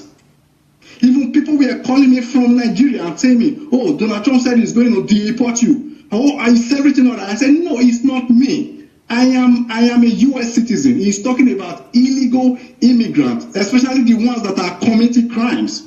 So what I'm trying to say is that we have to be very careful here how we analyze this thing and how we relate. But Osaro, so Donald Trump, if what he said is true. Osaro, if what he said is true, Osaro, but even what he says, whenever he says illegal immigrant, but you and I know the truth.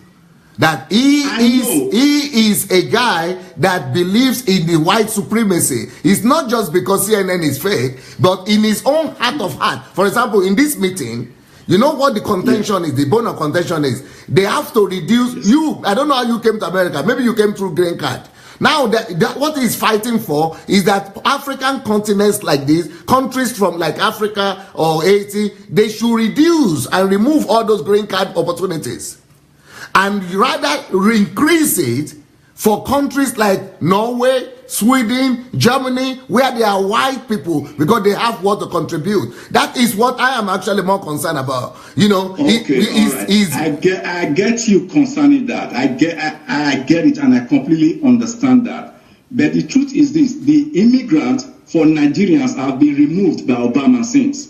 The immigrant lottery for Nigerians is basically it is still available for other. It is still available for many other African countries. Africans. Yes. Yeah, I understand. But what I'm saying is this: I want to make sure every one of us, as Nigerians, as African, that we don't just only complain by mouth. That we don't just only. that is what we know to do. Exactly, that we don't just only fight back by words. Yes. But we want to. How do we fight back that? We fight back and build ourselves, and so that this same Donald Trump, if he has said that he is the one that will go back and say, oh man, these are blessed people, because I strongly believe in that. Yes. Because I don't like to talk too much. Yes. That is the problem. You are right. That is the problem of us Nigeria. We just talk and fight with words only. Exactly. You know why I'm saying this, DSA. When I came to the United States, I had some experience too. You know, when I came to the United States, right? Yes, when I got my first employment, everywhere I go to, right, when people start relating with me, I can see how they relate with me because they judge me based on the interaction they've had with some other Africans, especially Nigerians, right? So when they start relating with me, after a while, they will be thrown off balance because I'm different. Yes, sir. Because in their mind, the average Nigerian, they've already judged what because of the amount of people that are like me that they have seen. Yes, sir. But when they start relating with me, they start realizing that there is a difference. And after a while, they react in two ways. Either they will come to me and say, oh, you know what? Man, you are very intelligent. We didn't think you were like this.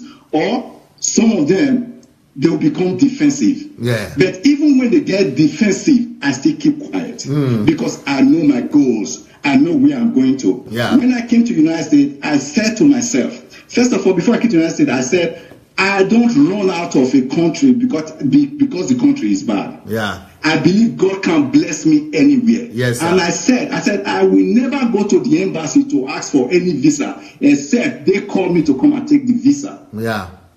And that was exactly what happened. And when I came, in my heart here, when I came and I said, I will never serve anybody in terms of bringing myself down to do demeaning job and to try to do what I met other Nigerians here were doing. Because the truth is that what a lot of them were doing was very demeaning. Okay. And I said within myself, I said, I will be a kind of a sign. Do you know that in the State House in Massachusetts, they invited me for a speech? And when I went there, when I gave my speech, there was a professor from Yale. Yes, sir. I didn't even know that she was there. So she went to write an article, and she said one of the most noble immigrants she's ever met is Osaro Agbonjagwe. I didn't even know this until somebody brought my attention to it online, that there's an article about you. What am I trying to say? Yes, sir. Let us ask everything you'll be teaching about difference, about orderly, all these things. Let us as Africans. You see, when somebody speaks like this, it is a challenge to us. Yes. You know, it's good that you reply, okay, but it is also good that everybody listening, so that everybody will not just be shooting their mouth. It's a challenge. So let us prove ourselves. Yes. And when we do that, these same people talking like this, they will turn back and call us blessed. I think the best response from our people who are watching me right now is for them to go and register for the Nigerian Transformation Project. That is why I believe, because I believe that Africans are blessed. I believe that even last Saturday in the fellowship, I was showing to them in the book of Acts where a black prophet was working with Paul hand in hand. His name is Simeon. Yes. They call him nigger. Yes. And I was telling them, I said, this guy is probably even from Nigeria. Yes. That is how much we are blessed. So this is a challenge for everybody.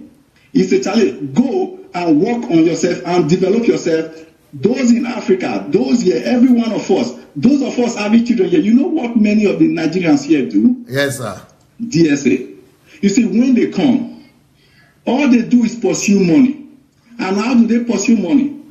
They go after a job that they think they can make money quick here and there. They don't go to school. They don't develop themselves. And the few that go to school are very bright because Nigerians are very smart.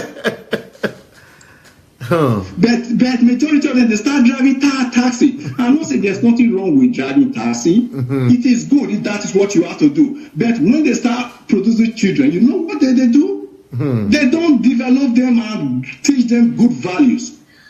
They let them watch the wrong movies. They let them do all the wrong stuff. So when these children grow up, they become vagabonds.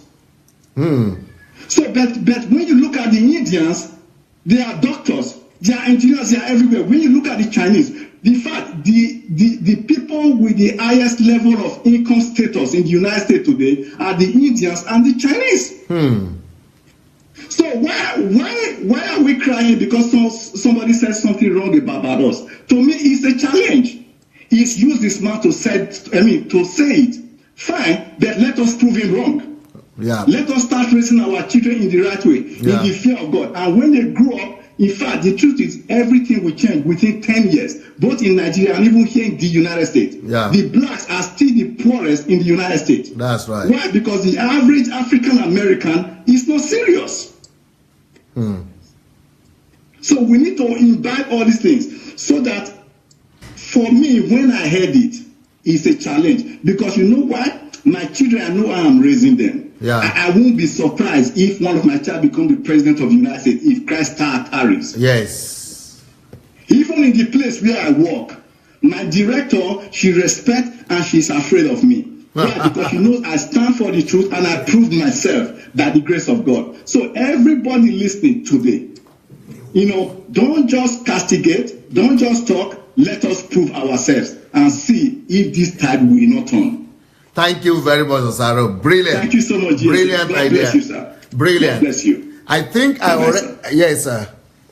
I already have a response and an answer, and I thought I actually did my best to present that I've written a book, How Nigeria Can Become the Greatest Country in the World. It's like I knew that this moment was going to come. That's why I'm challenging you people to read this book.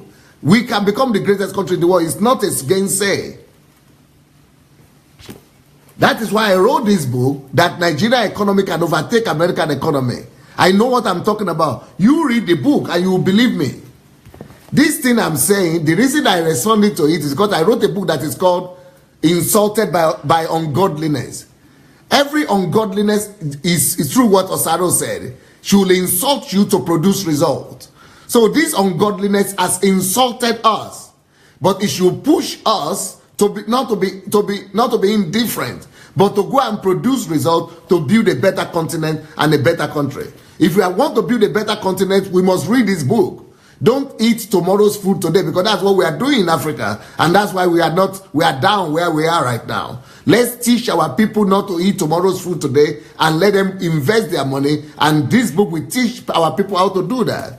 That's why I'm showing the books. No one is better than you. I'm already prepared for this time like this. So when this challenge came, I knew I have an answer for them. Our people should read this book so that they know no one is better than us. Every African child must read this book. No one is better than you. And then this is the problem that Donald Trump is facing. The danger of monoculturalism. He is only exposed to his own culture. He doesn't know the culture of other people. He doesn't know the supremacy of African culture. And that's why every one of us must read this book, The Danger of Monoculturalism, so that we'll be able to address this kind of situation and present our culture in such a way that they would like to learn from us. Look at this one. Discovering the Purpose and Calling of Nations. This is a book also that I wrote, and I'm writing about America here. I wrote about France here. I wrote about Germany here. I wrote about England here. I wrote about Nigeria here, and I wrote about this is about the call. Every nation has their calling and purpose, and that's why every one of us must read so that we might know these things. But our biggest menace is this one.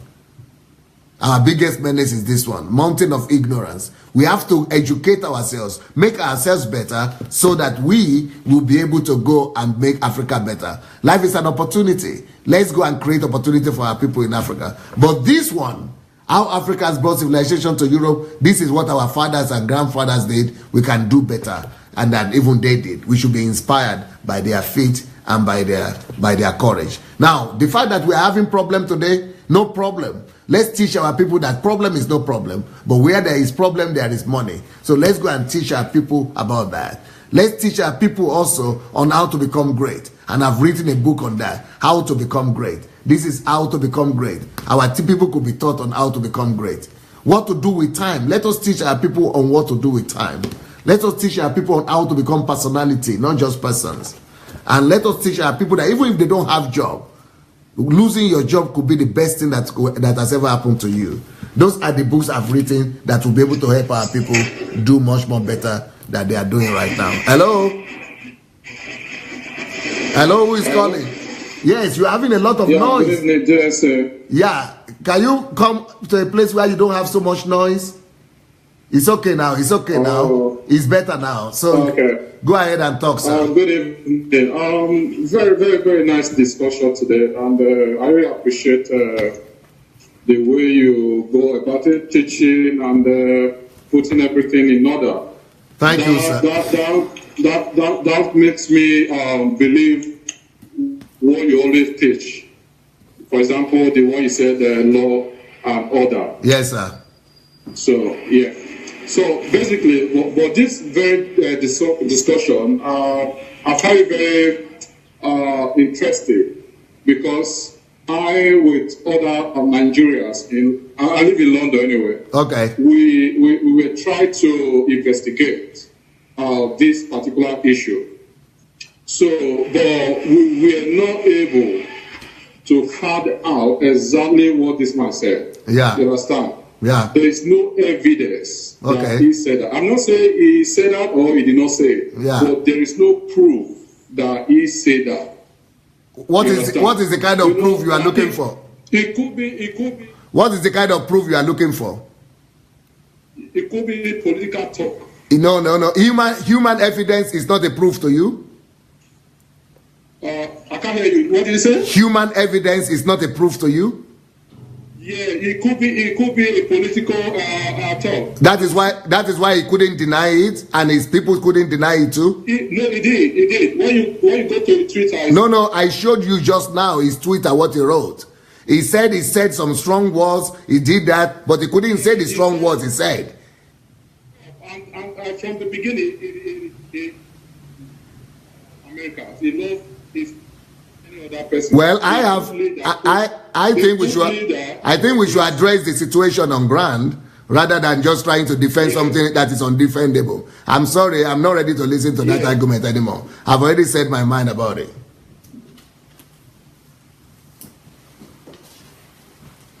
Okay. I'm not ready to entertain defenders of Donald Trump today. Like I said, I believe that God put him there. I believe that God, selected him to be, to be the president of America, and he will use him to bless America. But, there is no point trying to defend the undefendable, especially when somebody has a track record like Donald Trump. He has a track record of trash talk, and he has a track record of psychopathic behaviors and narcissistic attitudes. And this is just another one. Hello? Hello? Yes. Yes, go ahead and talk, please. Hello? Yes, please. Talk now. Hello, DSA. Yes. DSA, this is Ajayi Joy FA. Yes. I'm the kind prophet's wife, sir. Oh, nice to hear from you again tonight. Yes, sir. Oh, thank you very much, sir. Thank you. God bless you. Yep. Yes, sir. I want to correct a lot of things these callers are that they are talking. I don't know what they are talking about. So some of them just come and say we are trying to. What are you investigating? You watch shows in CNN like Don Lennon, what was it called? Anderson Cooper. There's so many of them, and it really shows that Donald Trump said that. Are you listening, sir? Very well. So I don't know what the first caller that called Osaro, sorry to say, if you are listening, you are so wrong. So wrong. First of all, if you just migrated to America or any other Europe country, you have to start small. And you find some jobs that you don't really want to do. Probably you are going to school and you want to support yourself. And you shouldn't say because somebody is driving a taxi, so therefore the person cannot talk to their children, or they are taking demeaning jobs. This is what DSA is always preaching about. What does it mean by demeaning jobs? Yeah. Osaro, I don't know if you are listening. I don't know what you mean by that, by demeaning jobs. DSA is always talking about dignity of labor. Yeah. So, Osaro, if you're opportune that you've been to America and you've been to school before you graduated, what were you doing? How were you able to support yourself? And also, I'm also. Although he said it though, that he's not. This man said it, and for him saying it does not mean we should swallow it. Yeah, but Osano also. I'm a Nigerian. Yes, I'm a Nigerian staying in Austria. Let me give you a story. When I came, because my husband actually came to Nigeria, we got married, and I was given a permit visa to come to Austria to stay. So when I came, it was because Deutsch is really hard to learn, because it's just the opposite side of English that you read from your left to your right. Yeah. So it was really difficult. And anytime I enter the train and there are some racists that they are talking to me, insulting, I don't even know what they are talking about. And somebody will say that, this lady is actually insulting you. I was like, oh my God, what am I going to do? Okay, I have to start from scratch. I have to go to where they give job center. I told them I want to go to school. They say, okay, if you're starting from a very low, we are not going to give you nothing. I was buying fuel in my car, driving there, drop my kids at school, driving to learn the language. And at the end of the day, I don't know, glory be to God, I was able to concentrate and learn the language very well. So I was sitting in the tram. My car got spoiled, so I was sitting in the tram, and a lady just came to me, and it was like, and truly going to, what it means, excuse me, it was saying, she said it for like 3-4 times, and I said, okay, what's the problem? She said, why are you here? And I said, sorry. She said, why are you here? I said, okay, you really made your match today. DSA, I'm telling you, all those anger that I've not been able to reply, all these years, I was like, okay, you are the reason why I went to Deutsch course. So really right now, I want to really talk to you. And I said, you want to know why I'm here? She said, I said, where are you from? She said, my parents came from Ukraine. I said, tell me, is Ukraine the bed rules of Europe? She was looking at me. So why do you say I should go back to Africa? Because right now I'm working and I'm paying my tax. Yes. And what do you do? She said she doesn't do anything. Why are you at home? And she said, I'm having a back pain. I said, is it a cancer? She said, no. I said, then why? You know what? So that means the government here, they are using my taxpayers' money to pay for you. They are giving you money. Beautiful.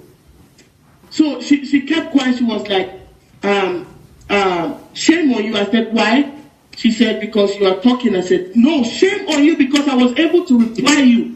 And the next of this woman just came down and ran away. I said, okay. Then that means I have to go AY. Let me go back. And I started going to internet, printing out the Constitution of Austria, reading. So that does it. So, and secondly, being Donald Trump, I don't know, Donald Trump saying anything does not mean that we should swallow it. I'm an African. I'm not dumb. I'm not a shithole. I'm not in Austria. I'm not contributing. Yeah. He said it. So our people, Nigerians, before you just carry your telephone and start calling, do your research, listen to news. Yeah. Read books. There are some free books in Google. Read it. And thank you, DSA, for treating these issues. And I want to say also, Nigerian pastors that were very quick in defending tithing. Where are you people? Yeah.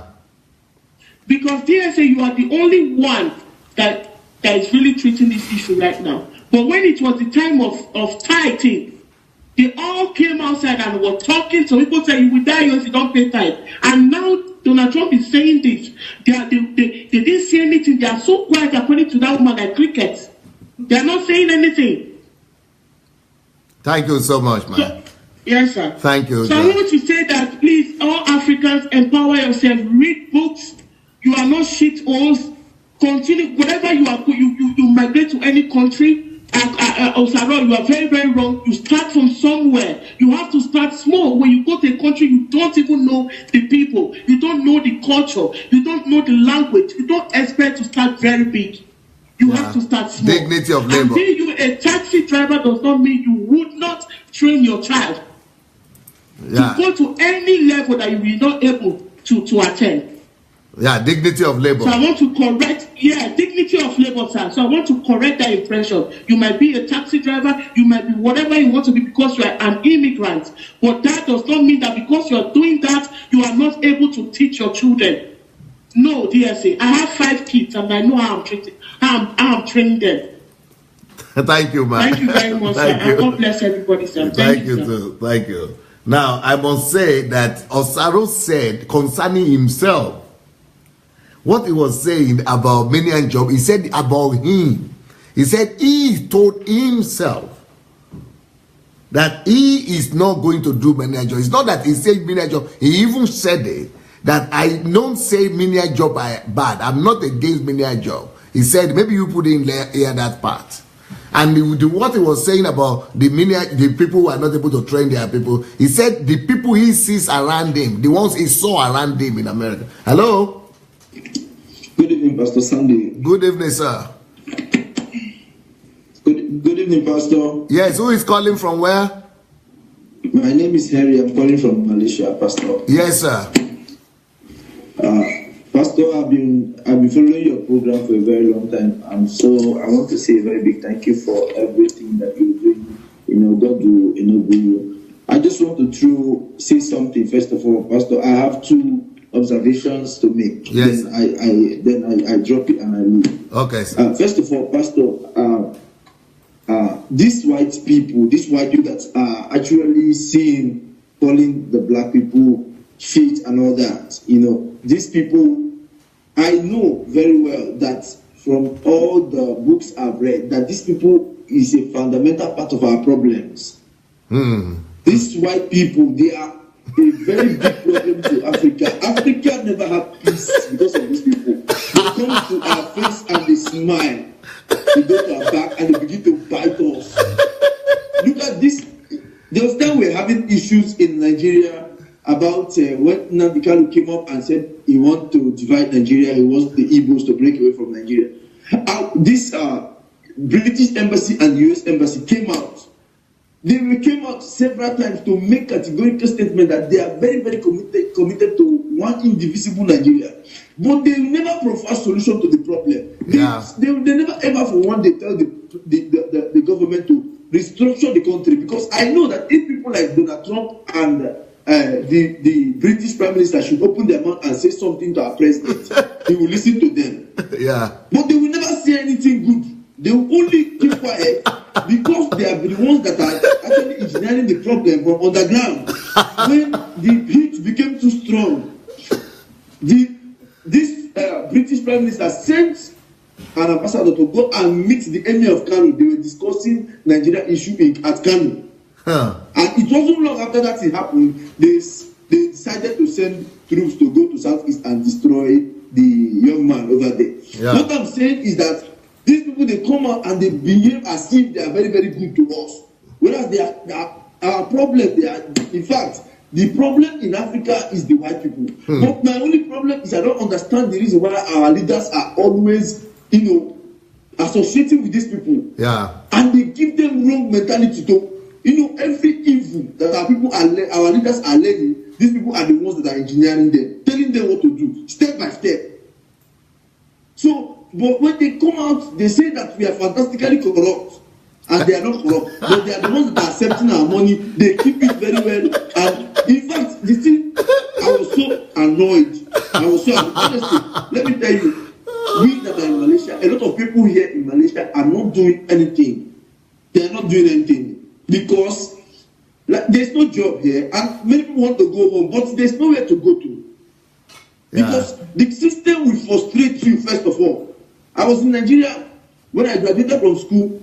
I came back, there was no job. I started a business. My business rose a little bit, and all their policies destroyed my business. I had to leave the country for them. I run away. Because some people might say, the system, it's very easy to say it until you go there. Until you enter Nigeria and try to do a business there, and these people will frustrate your effort. Then you will look at your capital, it will just drain. You will not see it again. It is very, very, as in, I feel so sad. Every day I wake up, I just imagine that a country of 100 and over 200 million people has been hijacked by a few, and nothing is done about it. And everybody is just reacting. I feel so sad that my family, I have every day, even I'm hungry and I'm still looking for money to send to my family to go to eat, to feed. Because my mom had been working for how many months? The governor of Imo State have refused to pay her. At the time when he decided to pay them, he paid them 60%. He said he's paying them 60%. And I'm like, are you working? Are you doing a job of 60%? How can you work and at the end of the month you are paid 60%?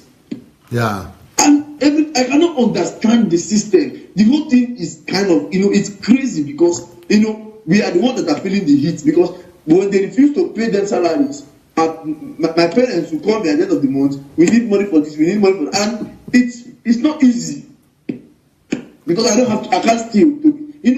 The system is, everything is making me angry. And I see a lot of people here that they are complaining about the same thing. They want to go home. Many people here, let me tell you, if you bring free flights and pack it in Malaysia airport and say, if you want to go home, Nigerians enter, you will see thousands of people, they want to go home. They cannot even afford, they don't even have money to buy flight tickets.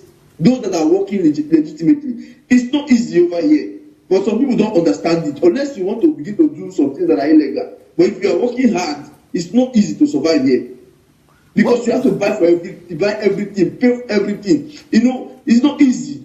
So when people begin to talk shit about us, the way we suffer to survive, but I know that a lot of people here, they are still committed. Let me tell you, so many years ago, I know a lot of Igbo people, because I'm Igbo, I know a lot of people who are willing. See, today, they want to run, they want to fast track the economy, that the economy will begin to, they have a lot of ideas. But you cannot bring it to Nigeria because as I'm talking to you now, if you even buy spare parts and ship to Nigeria, the problem you will go through before taking that container to your... In fact, if by the time you finish the business, you will not even get profit of it. Because of what? The customs are waiting for you there at Lagos port. They don't know how you got the goods, but when you bring it, everybody wants you to settle, and before your container is out of the wharf, the profit is gone. You are working for some people. They are just there to frustrate your effort. And what we should be, what I'm expecting people to be talking about right now is, the man has said it. I know that Trump has a big mouth. He has been saying things like that from the beginning, even before he was voted in. So what we should be doing right now is, what do we do to take our country back from this, these bad leaders and these are our religious, these are our religious leaders that are deceiving us. Bro, what's your name? What's your name, sir? My name is Henry. I'm Mr. Oduji Henry. Oh, Henry. Okay. Yeah. I don't know if you have been listening to my teachings for long or not. Yeah, for a while now, like a month now. Okay. Doing your teachings every day. Please, if you know all those people in Malaysia and other parts of Nigeria, let them, my only request will be one thing. Let them be adding value to themselves right now. If they can read book, let them read book. If they can listen, let them begin to listen to all these recordings. Because I am getting ready to go to Nigeria. Listen, I've built the largest congregation, the largest church, white man church, 99% white in Europe. And I have churches in 50 countries. I've planted over 2,000 churches. But I want to leave all that behind and go back to Nigeria. Why? If somebody said, I want to go and build a church. No, I'm not interested in building church. I've done that already. I want to go and change a nation. I don't care who are the enemies that are waiting for me, the politicians that are there. I know something. There is something I know. That I know, that I know, that I know. First of all, because of the encounter I had with the Lord. But secondly, because God has prepared me for 30 years for a moment like this. We can make Nigeria better. And I want to beg you, please go and register on Sunday Adelaja official, Sunday Adelaja blog.com.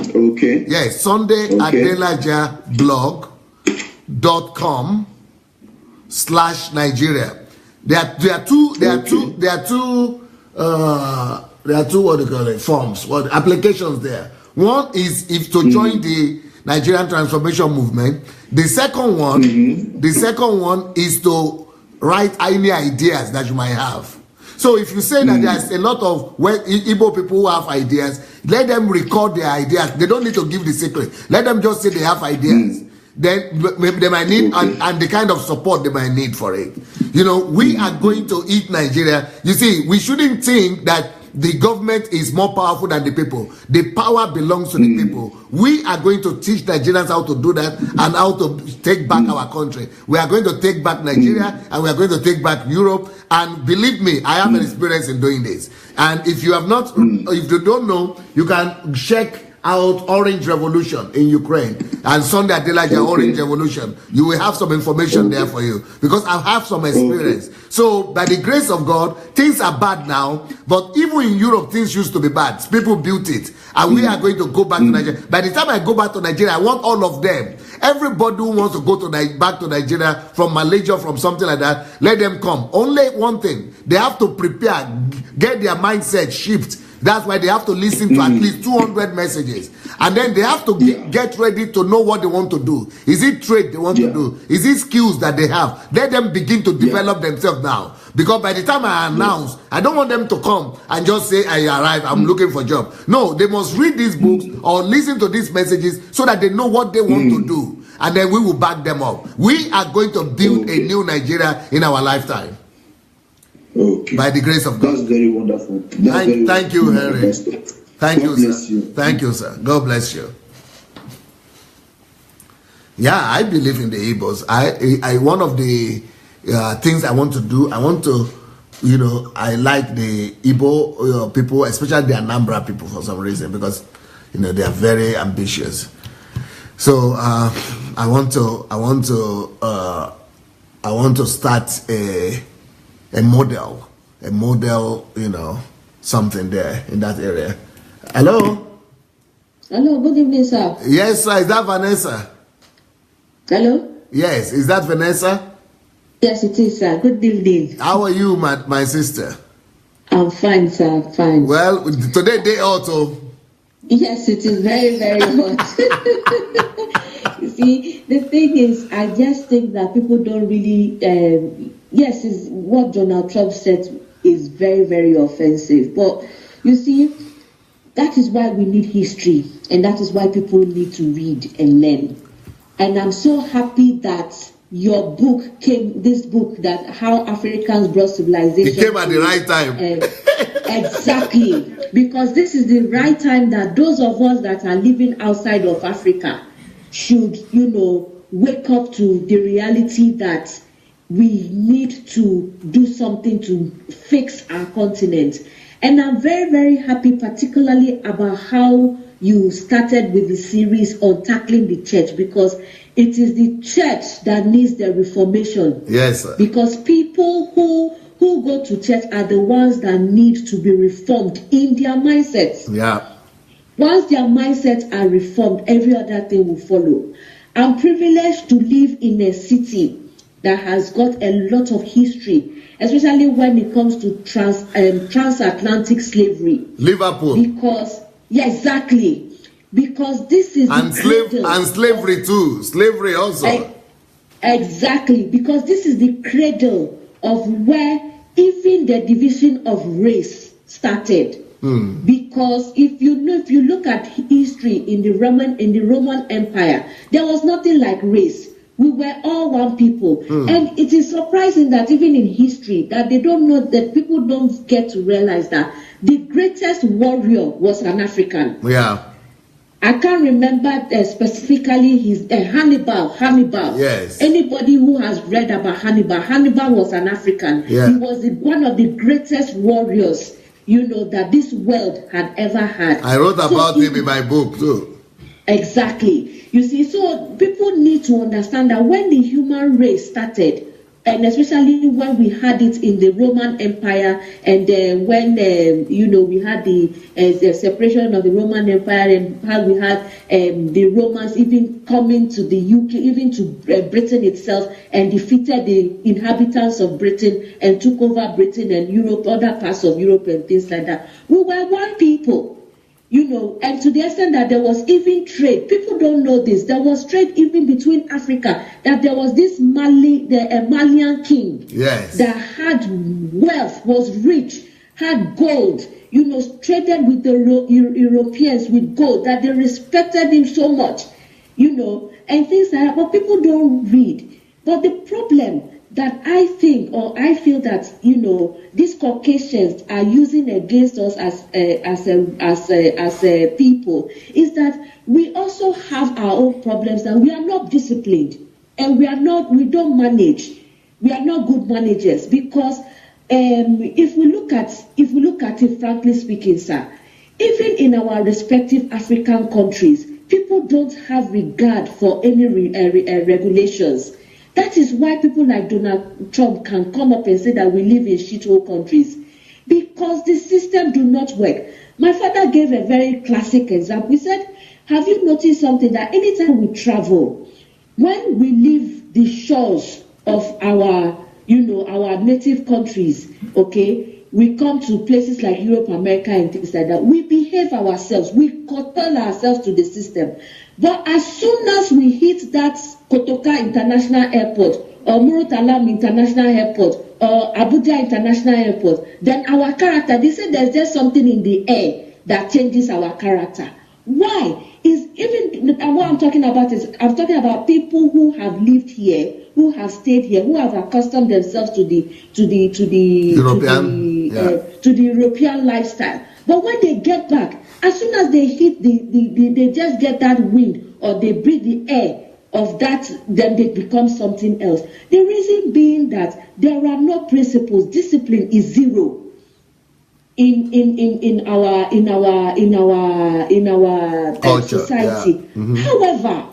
However, we can still we can still develop that discipline, for us not to be insulted by people like this. Because if you look at their history, I'm very glad that you even got some pictures.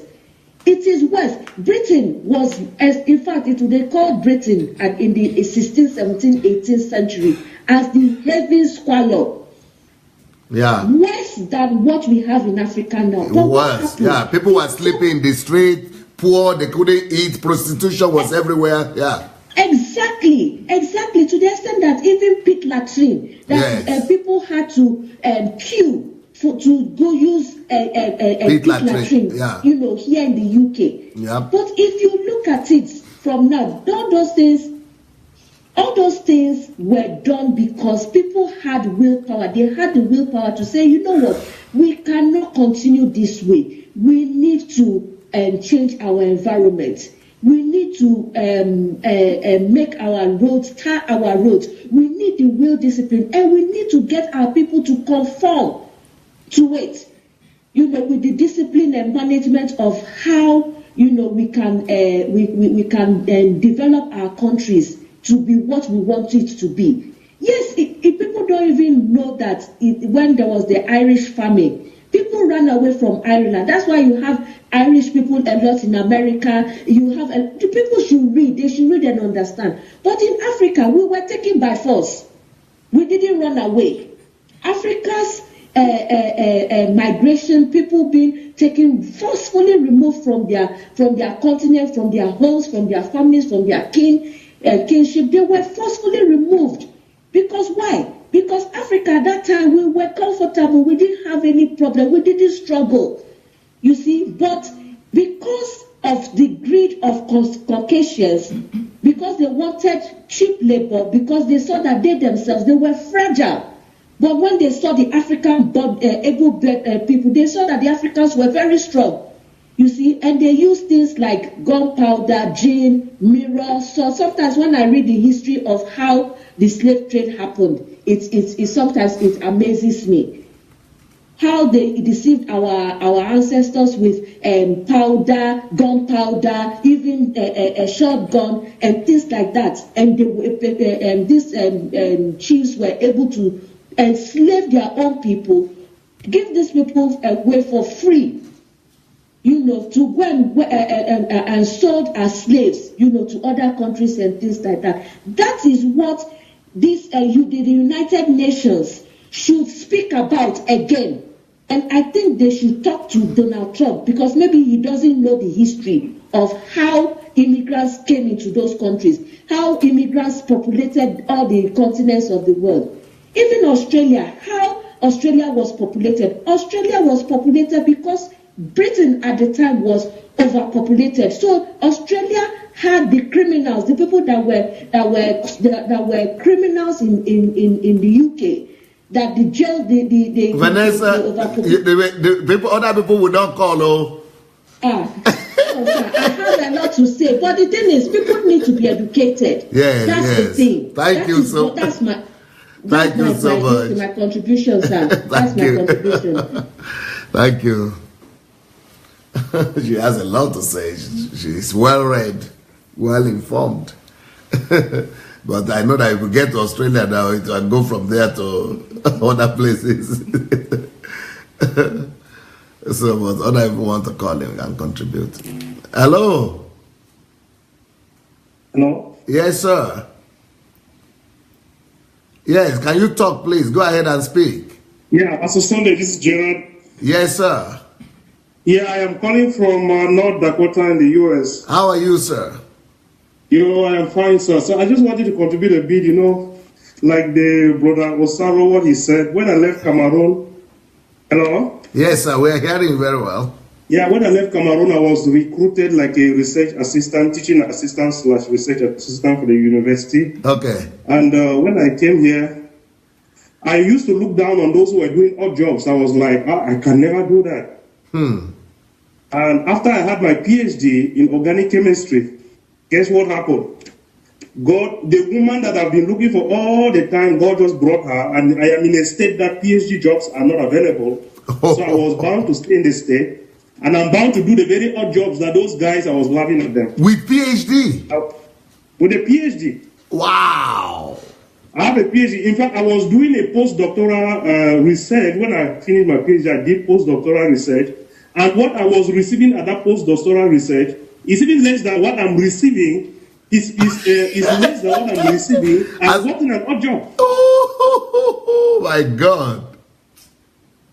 So it is not good to just laugh at those who are working odd job, because people have to start from somewhere. And it's an experience that God has through it humbled me. I mean, the mind of Christ, He has built humility into me to see that, I could work with people with disability who don't even have any value for PhD. Wow. They don't care whether I have PhD or not. That doesn't matter anything to them. They don't respect PhD.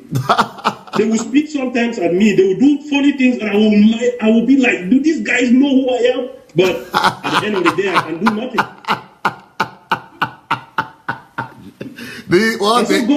What a very humbling testimony. God has humbled me to know that, and I'm able to accept anything.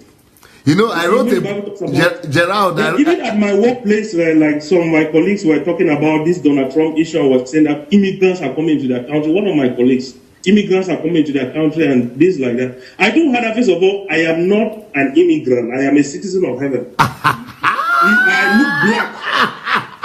I look black on outside. My body belongs to Cameroon, but I am not a Cameroonian. The man inside is from heaven. That is why the Bible says that I am a citizen of heaven. Why people are fighting for your earthly thing, my heart is in heaven. And I through that began to speak some things. Like she was asking me, why can you not become a pastor? The way you always react to things, the way you always speak things, like I said, you cannot just stand up and say you're becoming a pastor. God has to call you. So you see, people are fighting for things. What he said is not the best. But the truth is that we are not of this world. Yes. We are aliens here. So people of the world, they are fighting for their position in the world. Me, I am fighting. I'm looking for the city that is one day going to come. So that's my contribution. I don't have a lot to say, but I'm just saying that when people are doing odd jobs or they're doing things like that, don't laugh at them. You never know. You never know what they are or what they have in their pocket. You might see them, you think that, they're just, but you don't know. If you type my name on Google, you will see that I competed with Americans here in a American Chemical Society award. I competed with them and I came out the best. Wow. If you type my name on Google, you will see the school honored me and wrote about it. You type my name on Google, you will see will come out a graduate student in the University of North Dakota receives Young Investigators Award. And I received it for consecutive 2 years. This is Gerard Dickmo. Yeah, right? This is Gerard Dickmo. And then you have to go and do menial job. And I'm doing menial job right now. Wow. Please. Now, if you type my name on Google, you will see I received a Young Investigators Award. I received it 2014, I received it 2013 and 2014 consecutively. My team members are saying they are seeing it right now. Yeah, so it's just like, don't ever look down on somebody. You never know. Thank you, sir. And Thank through you. this, God has built more of Christ into me. God has humbled me and helped me a lot. So that's my contribution. Beautiful, beautiful, sir. Thank you so much for your work. I follow you all the time. You are like a mentor to me. You have just exploded my head. My head is filled with knowledge. Where are you listening? You are listening YouTube? No, I am using Facebook. Okay. Have you not gone to my channel on YouTube? Yeah, I have gone there. I always go there, even though I don't listen. Since your messages are always long, before when I come back from work, I always listen. But this online, if I miss it, I will listen to online before I know it is the next day. So I don't really have so much time on my hand. But I follow all your online programs every day. If I don't follow it and I'm at work, I will come back and I have to listen to that one first, because those ones are the ones that I'm so attached to. All the ones that you're recommending is kind of difficult for me to have the even time to go and listen to those ones. But there's no time. 3 hours, I spent 3 hours listening to you before I know it. Time is gone. So you have to understand and bear with us. If we don't buy books or we don't have time to listen to all of those other ones, but know that this one that you're having live like that is doing tremendous work. Wow, that's interesting. Yeah, and my mentality has completely, I don't know, different. You are such a truthful person. I'm so happy to be talking to you. Thank you, sir. Thank you so much. Thank you. Now, I wrote a book about that the law of difference. The law of difference is talking about being able to, see things, from God's perspective, anybody or anything. But I don't think people understood Osaro. I think they have to go and listen to what he said very well. That guy was not putting anybody down. Maybe that's the way it came across. I don't know, but that's not what the guy was trying to say. Hello.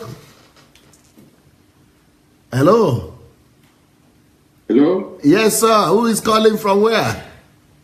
Yeah, this is Mr. Isa, Brother Isa calling from Moscow, Russia. Oh, just near us here. Здравствуйте, как дела? Вы говорите по-русски? Конечно, спасибо, господин Sunday. Sunday. Yes, вы что, там учите студентом? Нет, я уже отучился, я давно здесь был и до сих пор здесь. А вы старый студент, да? Yes, конечно. А вы на кого учились? Но я учился по политике. Был в Беларуси, тогда еще был Амус Апанурум. И потом в Москве я когда-то работал в посольстве, потом я рассмотрел другой вариант, там работать независимость, как типа принес в Африку. So today, then before I come from a born again family. Oh, so, from what country? From what country? I'm from Cameroon. I'm from Cameroon, the English part of Cameroon. You are from English part of Cameroon. So many Camerooners. The Camerooners have hijacked my platform. Camerooners are calling from France, Camerooners are coming from Germany, Camerooners are coming from America, Camerooners are coming from Moscow now.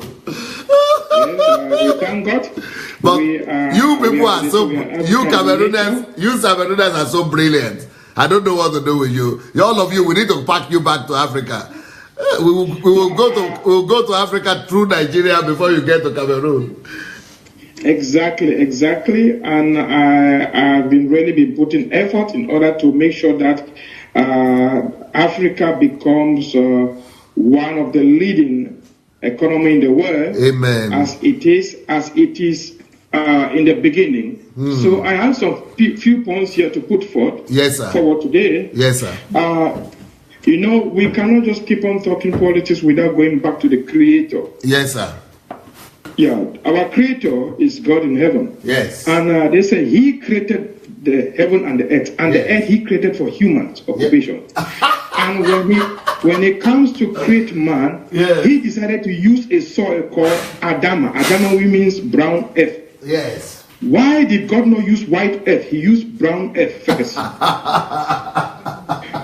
Brownish means the dominant race.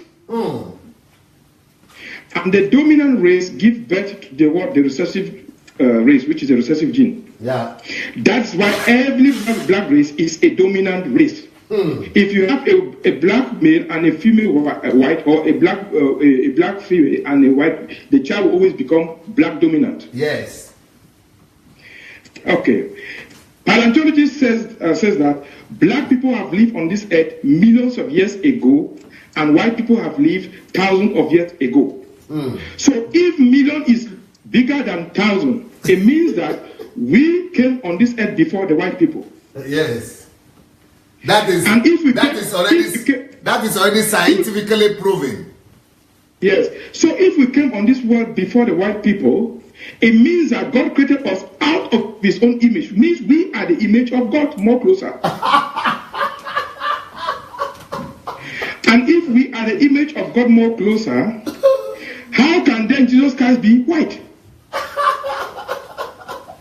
In the book of Revelation chapter 1 verse 14, it says exactly the color of Jesus Christ. Yes. If you go into Genesis chapter 25 verse 19 downward, specifically 25, you will hear the Bible says that the first one, the children of Israel, came out, Esau and Jacob. The first one, Esau, came out red. Yes. Why did the Bible put more specification into the color of Esau? Because everything born at that time was somehow brownish and darkish. Yes. And that's why Esau is called Edom. Wow. And the Bible said the senior has served the junior. Yes. He sold his birthright for a stew. Now from the 12 tribes of the 12 sons of Jacob, which today will represent the 12 tribes of Israel, it means that the original Jew called Israelite are whose color? The black race. Yeah. Even that is why, even when Jesus Christ was supposed to be killed by King Herod, the Bible said that the angel appeared to the father and said, take the child to Egypt so that he can camouflage more where his brother was, so that when you are being camouflaged in Egypt, you cannot be seen by the others. Because you cannot take a green grass and put in the white grass.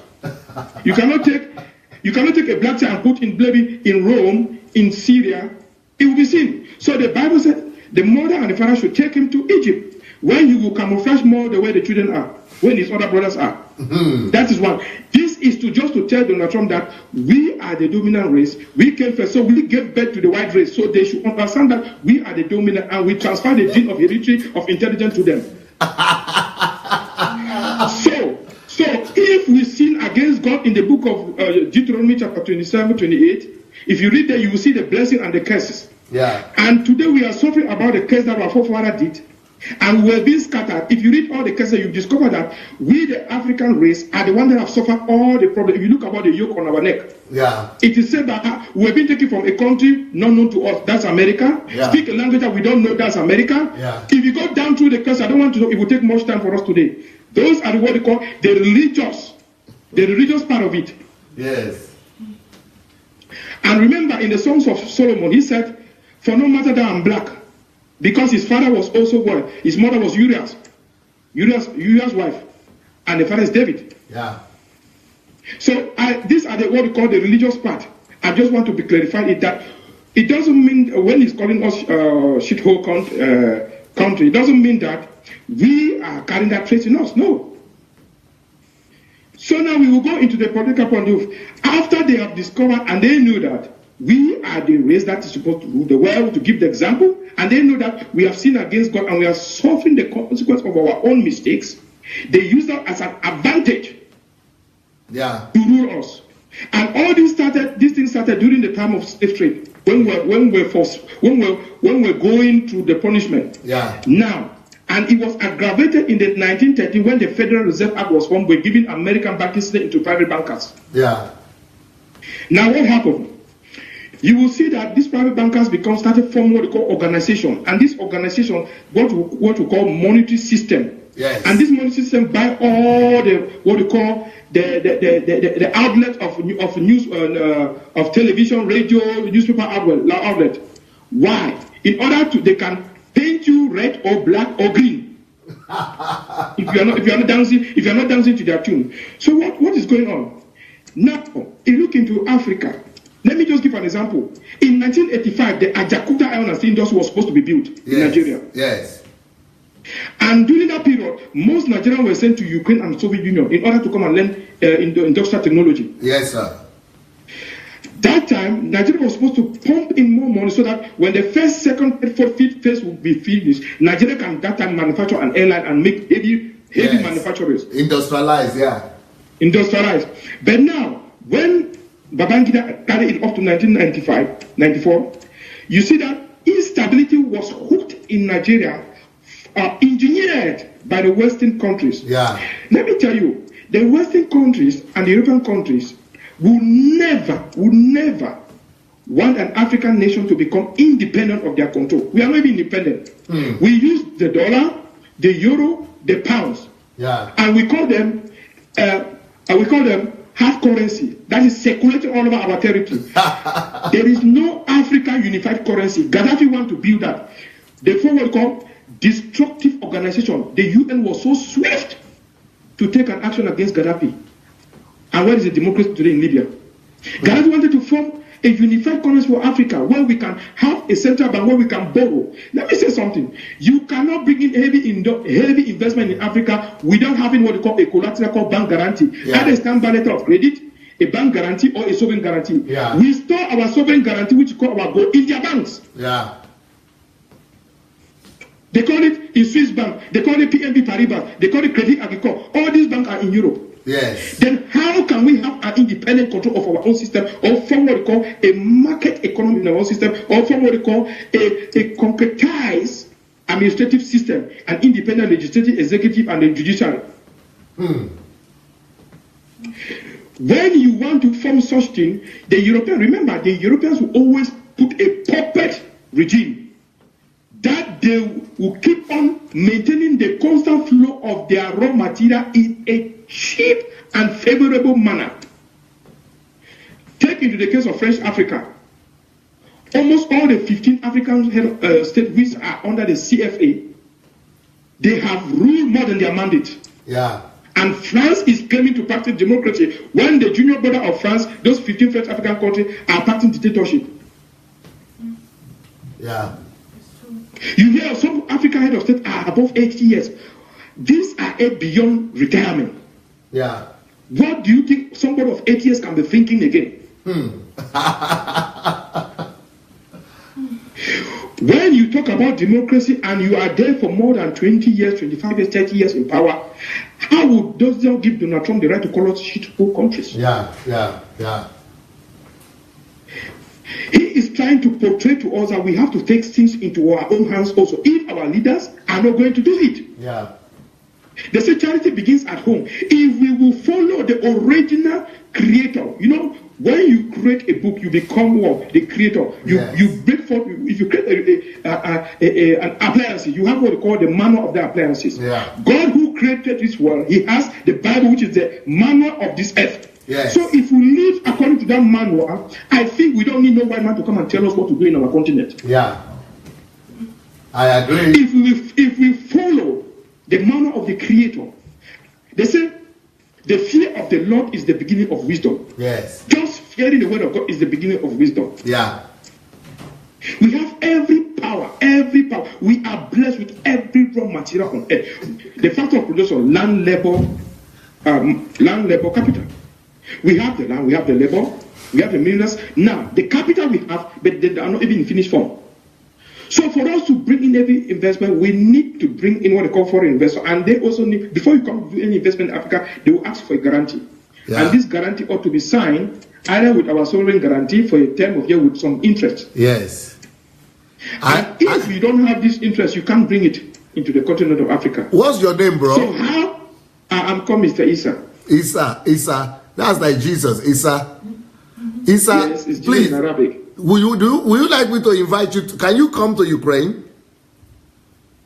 I will. Yes, it's possible. But Okay. I will be traveling. I'll be traveling 2 months to go to Nigeria with some investors. Okay, all right. That's one option. Either you come and see me in Ukraine, or we meet in Africa later in the year, Yes, or I will in come America. I will come to Ukraine. I will come to Ukraine. Definitely, I will come to Ukraine before May. I will come to Ukraine to see you. Okay, good. Because we need to meet. I like your intelligence, and I like the fact that you are well informed. So you are like a politician, but I'm even surprised that you know the economic angles as well.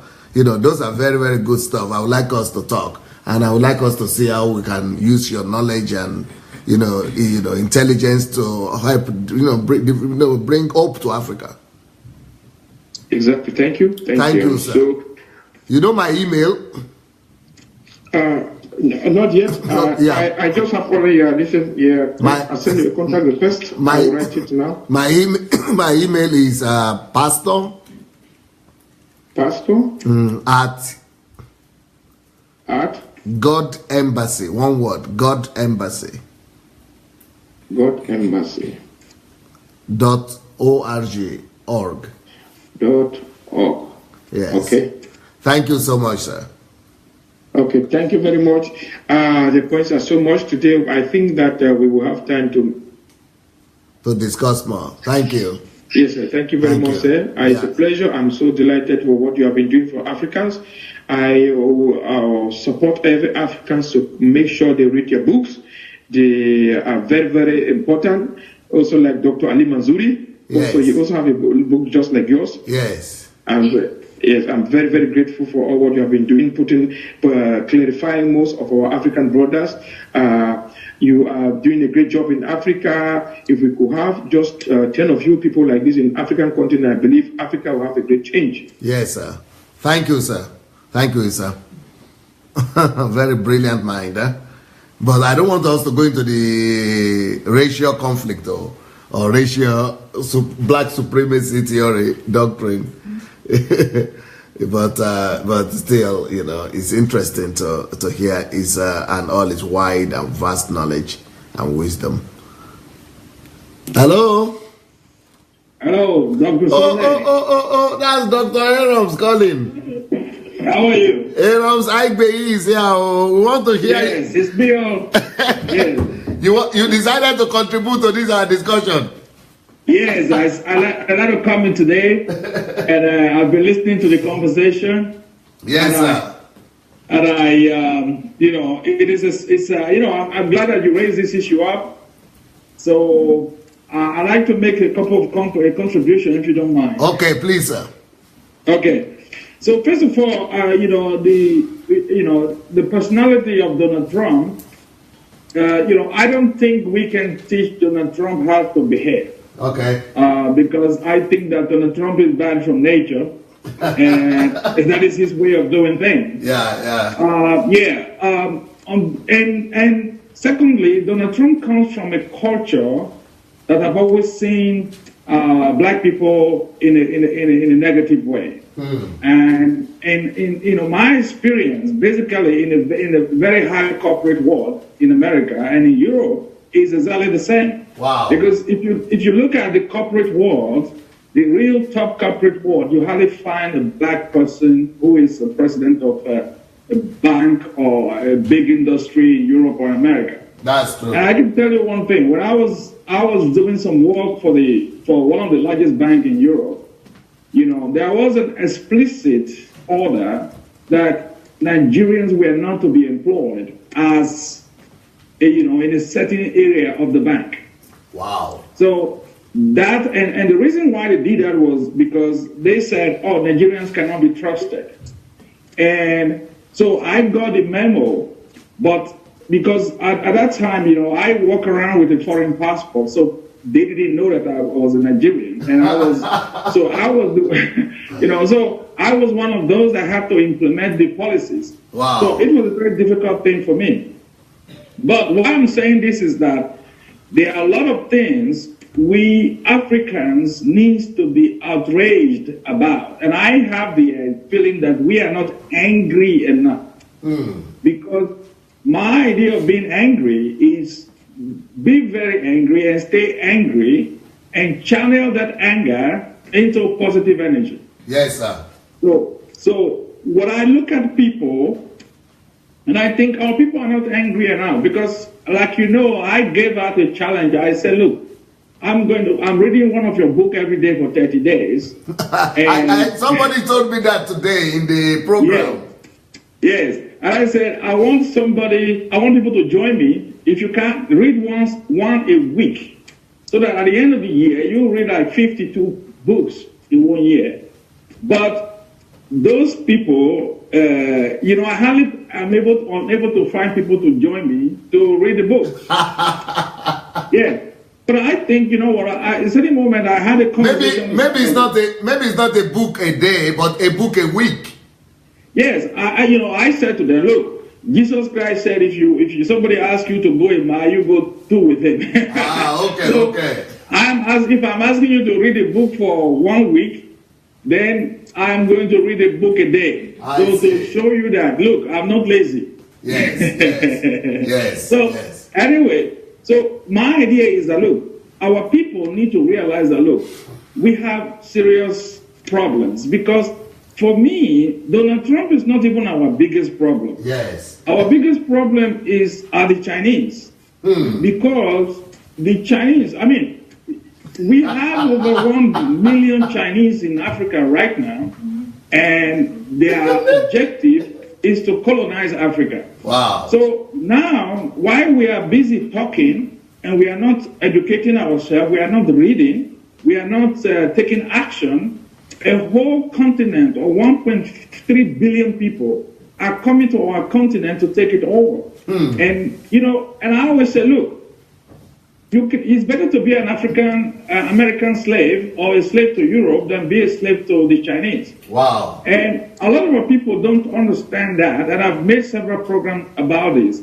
So we really have to start waking up. Our people really have to start waking up. And I say, I can understand the anger that people have regarding, this issue. I said, man, let's channel the anger into positivity, into action, into serious work, into productivity, into creativity. Yeah. Yes, and let's get to work. We need to get to work.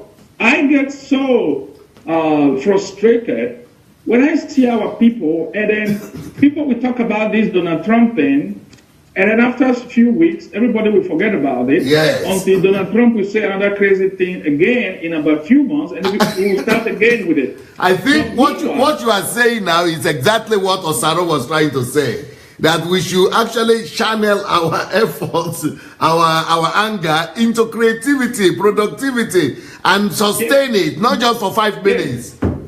Yes. And that is what we need to be doing, because as we go on, fighting ourselves and not really contributing to our community and making ourselves better, it is on people like Donald Trump are going to come more and more, because in our language there is a saying that it is because the wolf fell, that is why a goat could climb it. Yeah. So in other words, it's because of the situation we are in Africa. That is why somebody like Donald Trump will come up and say things like that. Yeah. And personally, I listen to Donald Trump. I say, okay, look, you say that. I use some other crazy words from him, but I move on and say, look, I have to educate my people I have to educate my people. But what am I doing is I want to appeal to my people to realize that, look, you need to pick up the education. When you need to pick up the education, when you have written, over 50 books directly relating to Nigeria. Yes. People need to go and read these books. I mean, it is not a gimmick. I said to people, there's a statement you made in one of your books I read, yesterday. I was reading the one of the book yesterday, and you made a statement, and you said, if people should just, wake up and get to work, that they will be surprised how much they can achieve. Yeah. How much they can achieve. Sometimes people underestimate the result of work. So now And I asked, you know, in that book, you also said to people, look, you need to look at what is your dream about Nigeria? What is the dream of your country? How do you see your country? Now, if you dream of that country in a certain way, what are you prepared? What is your role in that dream? Yeah, what price are you ready to pay? Exactly. So, you know, people don't even know what dream they have about the country. No. Then even people who have a dream, the second question, what is your role in that dream? What role do you want to play? Yeah. They don't have answer to that. Hmm. So, and I think those are two very basic questions that you raise in that book and say, look, you need to have a dream.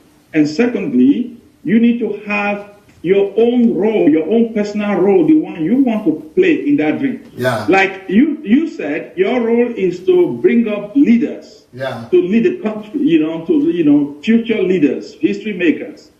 My role is to educate people. Yeah. So whether I take materials from you, I take it from somebody else, I take it from Nelson Mandela, it doesn't bother me. As long as the material is there to educate people, I bring the education forward. That is my role in it. So people need to start identifying what their personal roles are in the development of the country. And just imagine if we have 100,000 people this year who have been able to identify their roles in the development of Nigeria and decided that the very day they identify that role, they are going to start doing it. Then we're going to start having changes. And I said to somebody, I said, look, do you know why I don't go to the Caribbean on holiday? He said, no. I said, look, the Caribbean, there are black people there. I cannot go to another black country for holiday when mine is not good. I have to fix mine. Then I go to mine for holiday. Wow. So I'm not going to go to the Caribbean, no matter how beautiful it is, no matter how nice it is. My country has to be fixed up, and then I go there for holiday. Wow, wow, wow. And that is what I want to, tell people this evening that, look, you need to be focused on developing your country, and you need to come up with your own personal role and objective and say, this is what I want to do. Not what they have to do, but I want to do. Not just what the government has to do, eh?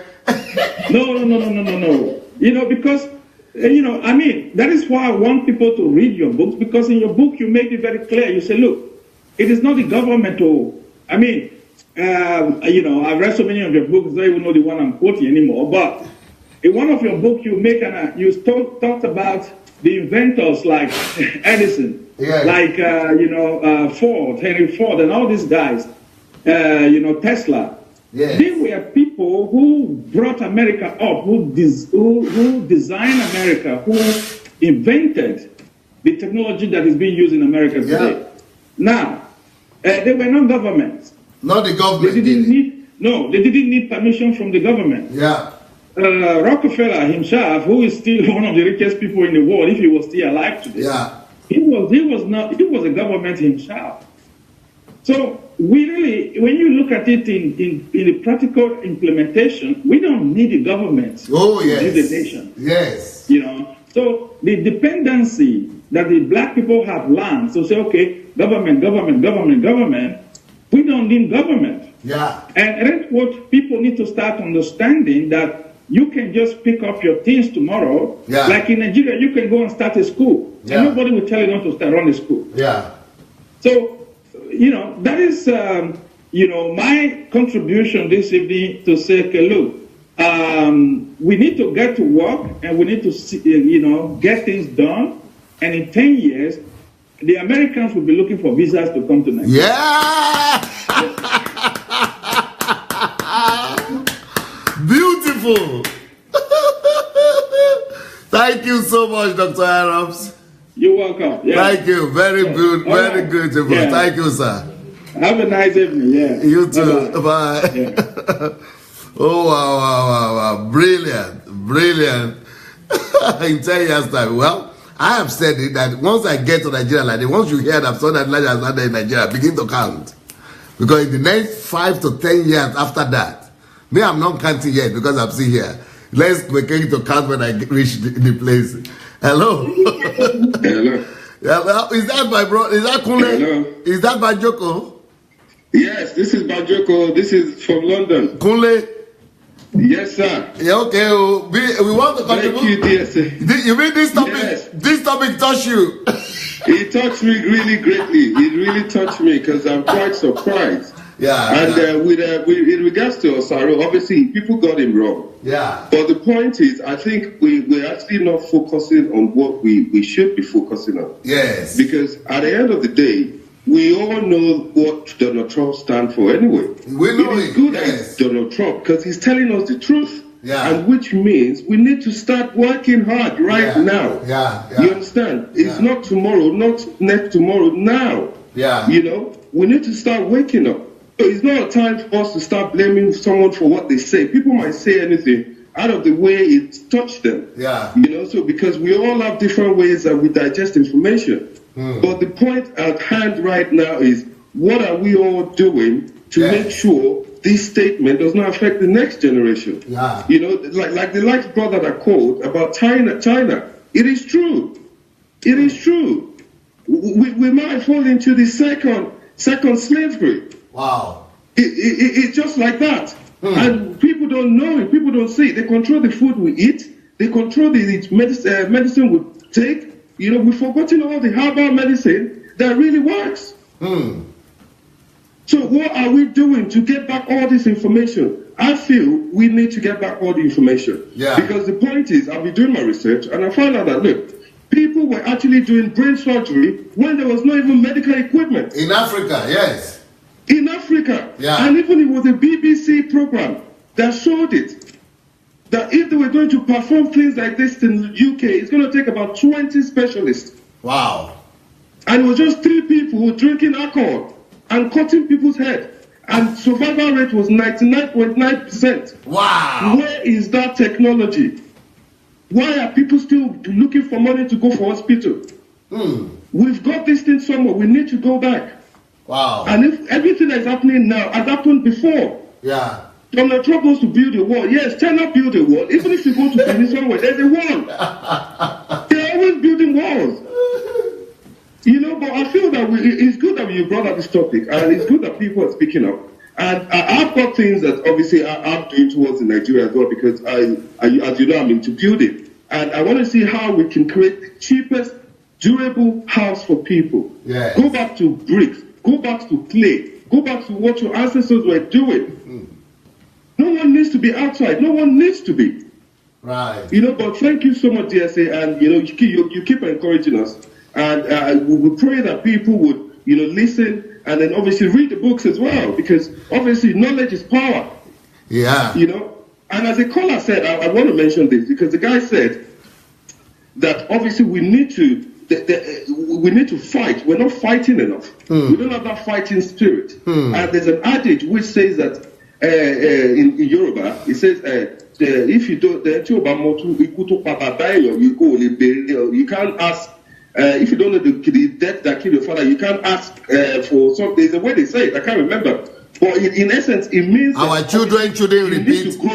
Our children shouldn't repeat the mistakes of our fathers. You need to grow up, and that is what we need to do. It's not about wealth. It's not about money. All everything is rubbish.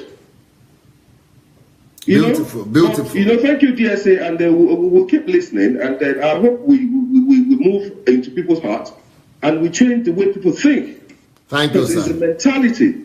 Thank you, It's a mentality, nothing else. Thank you, sir. Thank you so much. Thank you.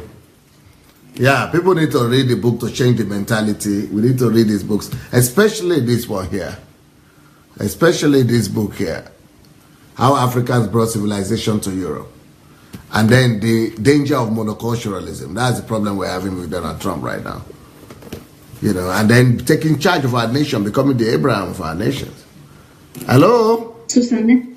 Yeah, is that Susanne? Hello, this is Susanne. Susanne from Finland.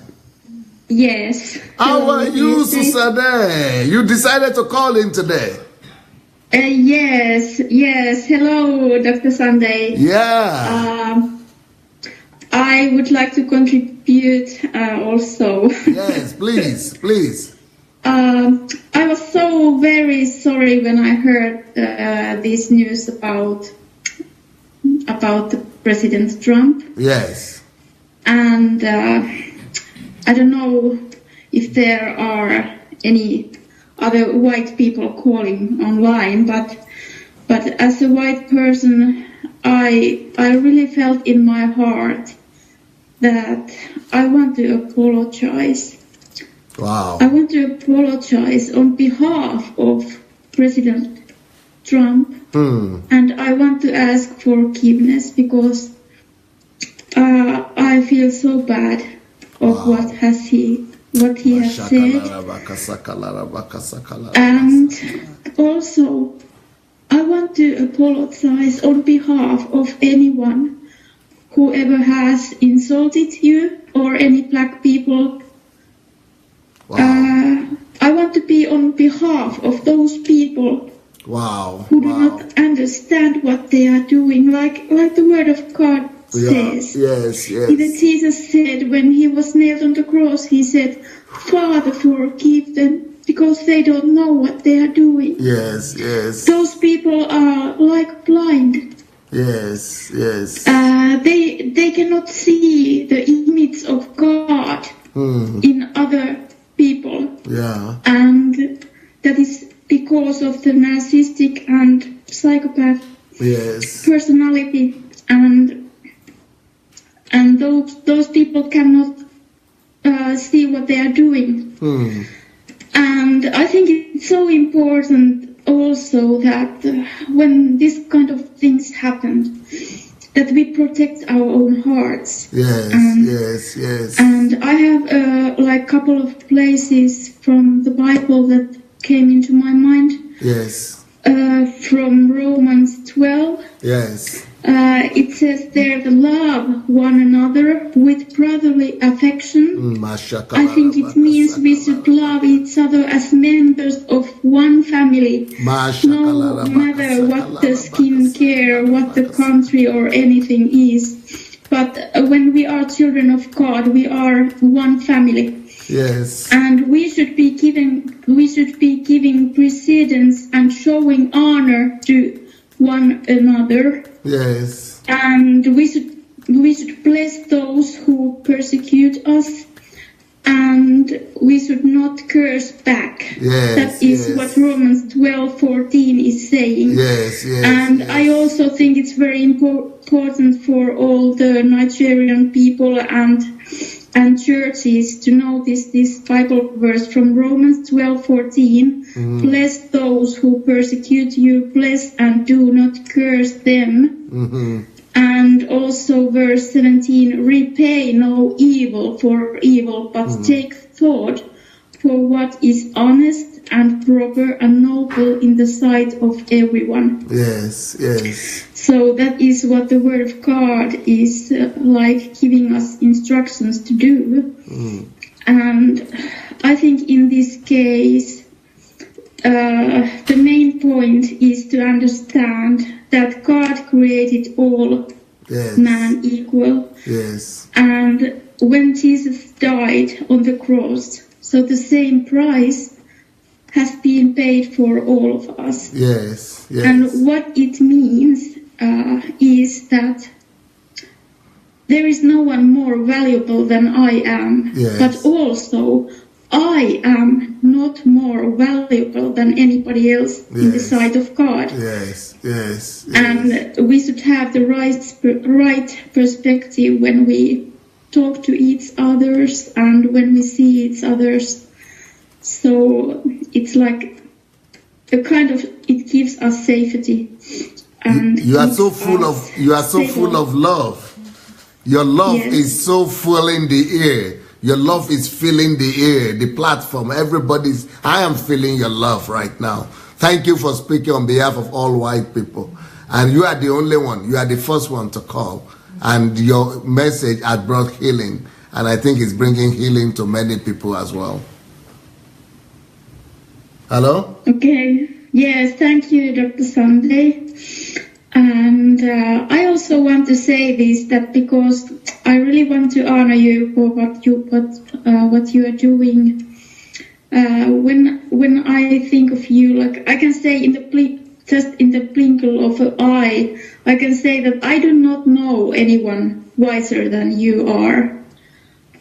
And you have taught me so much, and I'm so thankful that I know you, that I have been able to come to Ukraine and to meet you, and that I have been able to go through the HMT training. And I just want to still encourage anyone who is thinking about to coming there or taking HMT training, that just do it, because it will change your life and you will not come out the same when you went in. It will really change you, and I want to encourage anyone to do that. Thank you so much, Susanne. Thank you yes. so much. Have a wonderful day. Okay. Greet your family and everybody. You. God bless you. Bye. Wow. What a show of love.